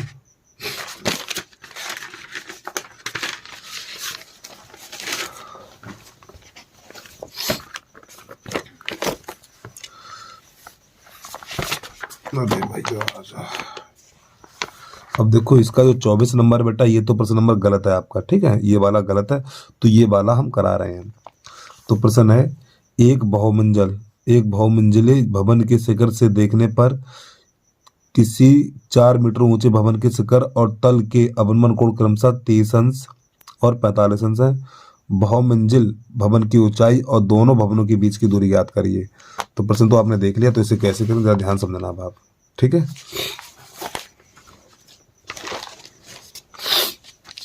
तो प्रश्न नंबर है हमारा यहाँ पे 24 का, अथवा भैया इस अनसोल्ड में गलत बहुत है, मूड खराब हो जाता है। देखो बहुमंजिल बेटा, ये बहुमंजिल है हमारी बनी है, और एक छोटा सा भवन है ये, ठीक, और ये धरती बनी है हमारी भूमि। तो यहाँ पे प्रश्न कह रहा है, एक बहुमंजिल भवन के शिखर से, यानी यहाँ से बहुमंजिल के शिखर से देखने पर, ठीक है, देखने पर किसी 4 मीटर ऊंचे भवन, ये भवन की ऊंचाई हमारी 4 मीटर है, 4 मीटर ऊंचे भवन के शिखर और तल के अवनमन कोण क्रमशः 30 और 45 अंश है। यानी यहाँ से बैठा हुआ किसी व्यक्ति ने पहले इसका शिखर देखा, फिर इस भवन का तल देखा, यानी आधार। तो ये क्रमशः हमारे जो कोण बने हैं बेटा, ये 30 का बना है और ये 45 का बना है, और यहाँ पर भी आपको ये काम ऐसे कर देना है ये, ठीक। तो ये वाला कोण हो जाएगा 45 का और ये वाला हो जाएगा हमारा 30 का। तो नाम लिखेंगे इसके A, B C D E और ये एफ। तो ये वाली भुजा हमारी 4 है, तो ये कितनी होगी, ये भी 4 होगी। तो ये वाली x है तो और ये भी x होगी, और ये हमने मान ली h। तो यहाँ पे लिखेंगे माना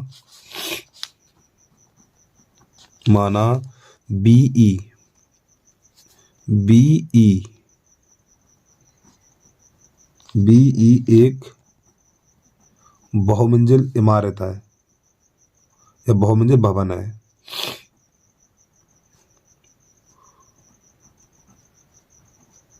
बहुमंजिले का अर्थ है मान लो लगभग 7-8 मंजिल है, 10 मंजिल है, 11 मंजिल है, ठीक है, यही बहुमंजिले भवन है।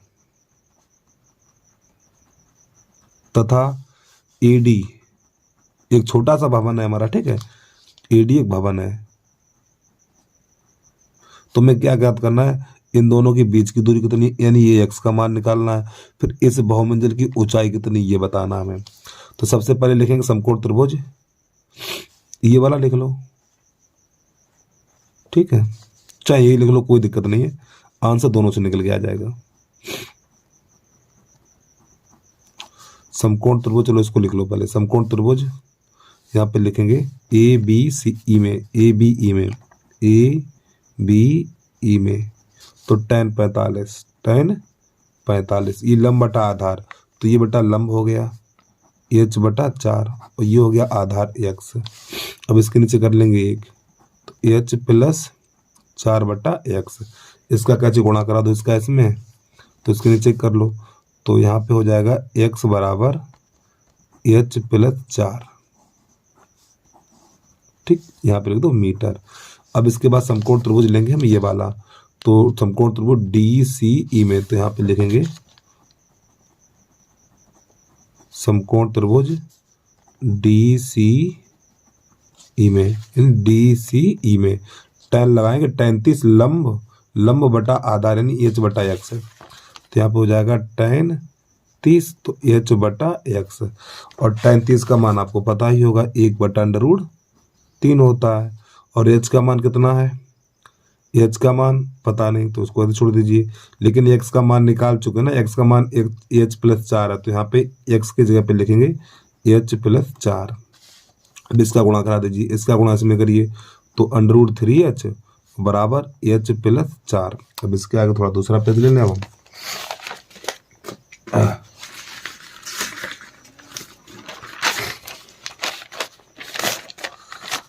अब यहाँ से क्या करेंगे देखना जरा ध्यान से, अब h को इधर ले आ रहे हैं, ठीक है, तो √ हमारा हो जाएगा ये 3h माइनस h बराबर 4 इतना, ठीक। अब बेटा यहाँ से h कॉमन लेंगे तो यहाँ पे √3 माइनस 1 बराबर 4 बचेगा। अब इसके बाद इसका लगा देंगे भाग, तो h बराबर हो जाएगा 4 बटा √3 माइनस 1, इसका परिमेयकरण करेंगे तो √3 माइनस 1 और √3 माइनस 1, माइनस है तो प्लस हो जाएगा, ठीक है, यहाँ पर +1 ऐसे करके, तो आपका ये हो जाएगा 4 √3 प्लस 1, और ये एक बार प्लस एक बार माइनस है, तो √3 का वर्ग माइनस 1 का वर्ग, तो आपका हो जाएगा 4 √3 माइनस 1। अब ये देखो आपका 3 माइनस 1 बन जाएगा, 3 माइनस 1 बन जाएगा तो 2 बन जाएगा, 2 1 2, 2 दूनी 4। अब √3 का मान लगा देंगे, तो √3 का मान होता है 1 अब देखो प्यारे बच्चों प्लस था प्लस होगा, ठीक है, √3 का मान होता है 1.732, ये √3 का मान होता है, और प्लस 1। अब यहाँ पे 1 और 1 2 हो जाएगा, ये तो 2.732। अब इसका 2 का गुणा करा देंगे, जब हम 2 का गुणा कराएंगे तो 2 दूनी 4, 2 3 6, 2 7 14 की 4 हासिल 1 लगी है, 2 दूनी 4 1 5 इतना, ठीक, h। अब ये हमारे h मिला हुआ, h क्या है थोड़ा देखो बता दें आपको बेटा, इसकी ऊंचाई मिली है ये वाली, इसकी ऊंचाई मिल गई हमें h, ठीक है, ये हमारी निकली है कितनी, ये निकली है 5.464 इतना, और भैया इसकी माप कितनी निकली है 5.464 निकली। तो हमें पूरी ऊंचाई ज्ञात करनी है, इसकी पूरी ऊंचाई, और इसका मान कितना है हमारा x का मान, ये देखो x का मान है, ये समीकरण नंबर 1 कर लीजिए इस प्रकार, इसको कर लें आप 1, तो यहाँ पे लिखेंगे नई लाइन से बहुमंजिल इमारत की ऊंचाई,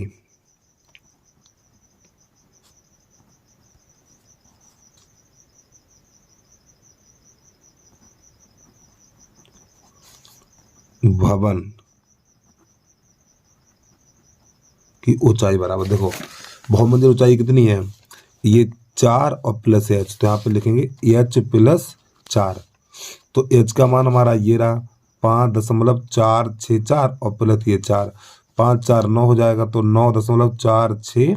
अरे भैया देखिए 4 और 5 9.46 मीटर, ये हमारी इसकी ऊंचाई निकली, क्या नाम है, बहुमंजिल की ऊंचाई निकली है।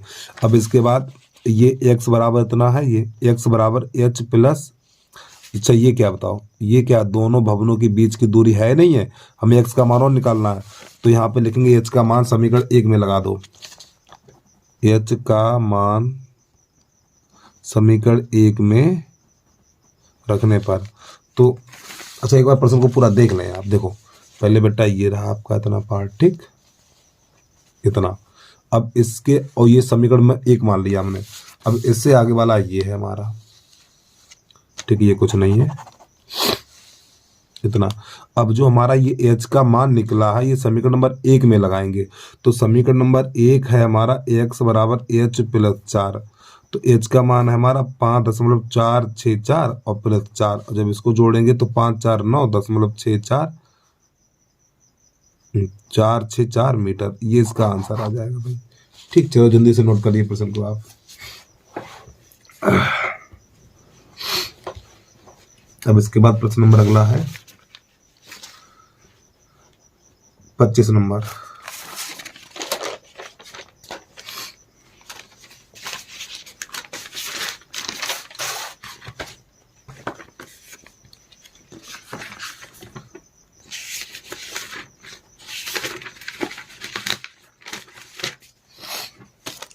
चलो 25 नंबर देखिए पहले आप।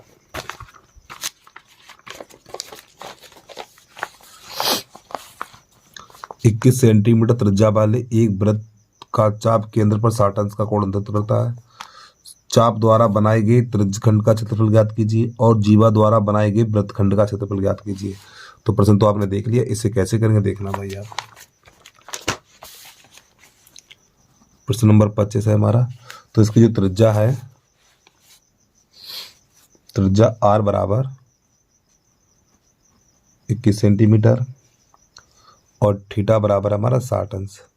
ठीक चलिए, तो पहले हमें त्रिज्यखंड का क्षेत्रफल निकालना, तो यहाँ पे लिखेंगे त्रिज्यखंड का क्षेत्रफल। तो त्रिज्यखंड का क्षेत्रफल होता है पाई r स्क्वायर थीटा बटा 360, ये सूत्र होता है। तो पाई का मान इसमें 22/7 लगा दीजिए, तो 22/7 और r का मान कितना 21 गुणा 21 और बटा इंटू 60 और बटा 360। अब देखो 60 एकन 60 60 छक्का इतना, ठीक है, और 3 एकन 3 3 सत्ते 21, ठीक, यहाँ पे 3 बार जाएगा प्यारे बच्चों, माफी चाहता हूँ, 3 बार, 3 सत्ते 21। अब इसके बाद 3 एकन 3 और 3 दूनी 6, 2 एकन 2, ये हो गया 11। तो यहाँ पे बचा हुआ 11 गुणा 21, गुणा करा दीजिए, 11 दूनी यानी 11 एकन 11, 11 एकन 11 हासिल ले, 11 दूनी 22 और 23, इतने वर्ग सेंटीमीटर। एक आंसर निकल के आ गया हमारा, ठीक है। इसका पागलों ने आंसर भी नहीं दिया है, बच्चों को परेशान करते रहते हैं ये। अब इसके बाद इसी का ये 25 का नंबर पहला है प्यारे बच्चों, ठीक है। अब इसका दूसरा है, इसी 25 में है। अब इसका हमें वृत्तखंड का क्षेत्रफल निकालना है, तो यहाँ पे लिखेंगे वृत्तखंड का क्षेत्रफल। तो वृत्तखंड का क्षेत्रफल देखो, थोड़ा चित्र बना के आपको समझा दें, देखो ध्यान समझना। ये पहले तो हमें निकालना है इसका क्षेत्रफल, इसकी त्रिज्या 21 है, ठीक, और थीटा हमारा 60 अंश है। तो पहले तो बेटा इसका क्षेत्रफल निकालना, इस पूरे का, ठीक, इसका हमने निकाल दिया, इतना निकला। अब हमें निकालना इसका ये वृत्तखंड, अब ये नीचे वाले भाग का क्षेत्रफल निकालना, इसका निकालना है, ठीक। तो इस नीचे वाले भाग का क्षेत्रफल निकालने के लिए सूत्र लगाना पड़ेगा हमें, पाई r स्क्वायर थीटा बटा 360 माइनस 1/2 r स्क्वायर और साइन थीटा, ये सूत्र लगाना पड़ेगा हमें। अब देखो इसका मान निकाल चुके हैं हम, इसका मान कितना निकाला हमने, देखिए इसी को तो हल किया था 231, तो यहाँ पे लिखेंगे 231 माइनस, ठीक, 1/2 और r का मान है 21 गुणा 21 यहाँ पे लिख देंगे साइन 60। तो आपका ये हो जाएगा 231 माइनस और 21 गुणा 21 441 हो जाएगा और बटा 2। अब यहाँ पे साइन 60 का मान होता है √3/2। तो अब यहाँ से हम क्या करेंगे 231 माइनस, तो आपका ये हो जाएगा 441 √3 और 2 दूनी 4 इतना। और चाहो तो आप इसको इतना ही छोड़ दीजिए, सही है आपका, ठीक है, वर्ग सेंटीमीटर, ठीक, इतना ही छोड़ दीजिए, ज़्यादा मेहनत ना करें आप, ठीक, इतना ही सही है। चलिए अगला देखिए, प्रश्न आपका ये पूरा कंप्लीट हो गया। नंबर पूरे मिलेंगे तो छोड़ दोगे, ठीक, इतना ही कर दीजिए आप, कोई दिक्कत नहीं है। अरे भैया हमारी बात मानिए, आप इतना ही कर दीजिए और ज़्यादा चक्कर लगाओगे √3 का मान रखो, ठीक, फिर इसका गुणा करो, फिर भाग लगाओ 4 का, आंसर तब भी आ जाएगा। अगर भैया मेहनत करने की उत्साह को तो करिए मेहनत आप।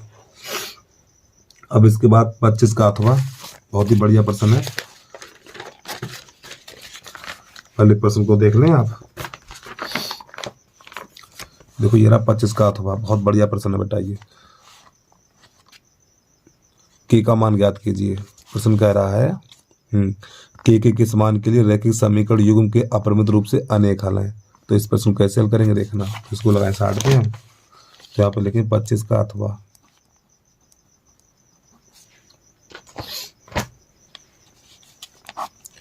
तो यहाँ पर है हमारा kx + 3y बराबर, हाँ ठीक सही है, k - 3। फिर इसके बाद है 12x + ky बराबर k। तो यहाँ पर आपने प्रश्नावली 3 में यानी 2 चर रैखिक समीकरण में पढ़ा है। देखो इसका k लेंगे और इसका 12 लेंगे, तो k/12 बराबर, इसका 3 लेंगे और इसका k लेंगे, तो 3/k और बराबर, यहाँ पे हो जाएगा k - 3 और बटा k। अब अपरिमित रूप से अनेक हल हैं, ये कह रहा है प्रश्न। तो अपरिमित रूप से अनेक हल हैं, तो बेटा यहाँ पे जो कंडीशन होती है a1/a2 = b1/b2 = c1/c2, ये चीज़, ये तीनों यहाँ पे बराबर होते हैं हमारे, ठीक। तो यहाँ पे ये तीनों बराबर है, तो इसमें कोई सा ले सकते हैं आप, ठीक है। तो हम इन्हीं दोनों को ले रहे हैं, ठीक, इन दोनों को। तो यहाँ पर क्या लिखेंगे k/12 और बराबर 3/k। तो इसका गुणा इसमें करेंगे तो ये हमारा हो जाएगा k² और 12 3 36 हो जाएगा। अब यहाँ से हम क्या करेंगे, इधर से घात हटेगी, या एक काम करिए, k² बराबर 36 को 6 पे घात 2 ले सकते हैं, √ से √ कट जाएगा, सॉरी घात 2 से घात 2 कट जाएगी, तो k बराबर 6 निकलेगा। यही हमारा आंसर आ गया। तो बस प्यारे बच्चों आज के लिए इतना ही। यदि आपको वीडियो अच्छा लगा तो यूट्यूब चैनल को सब्सक्राइब कर लेना और इसके बाद एक प्यारा सा कमेंट जरूर लिख देना वीडियो आपको कैसा लगा है। और एक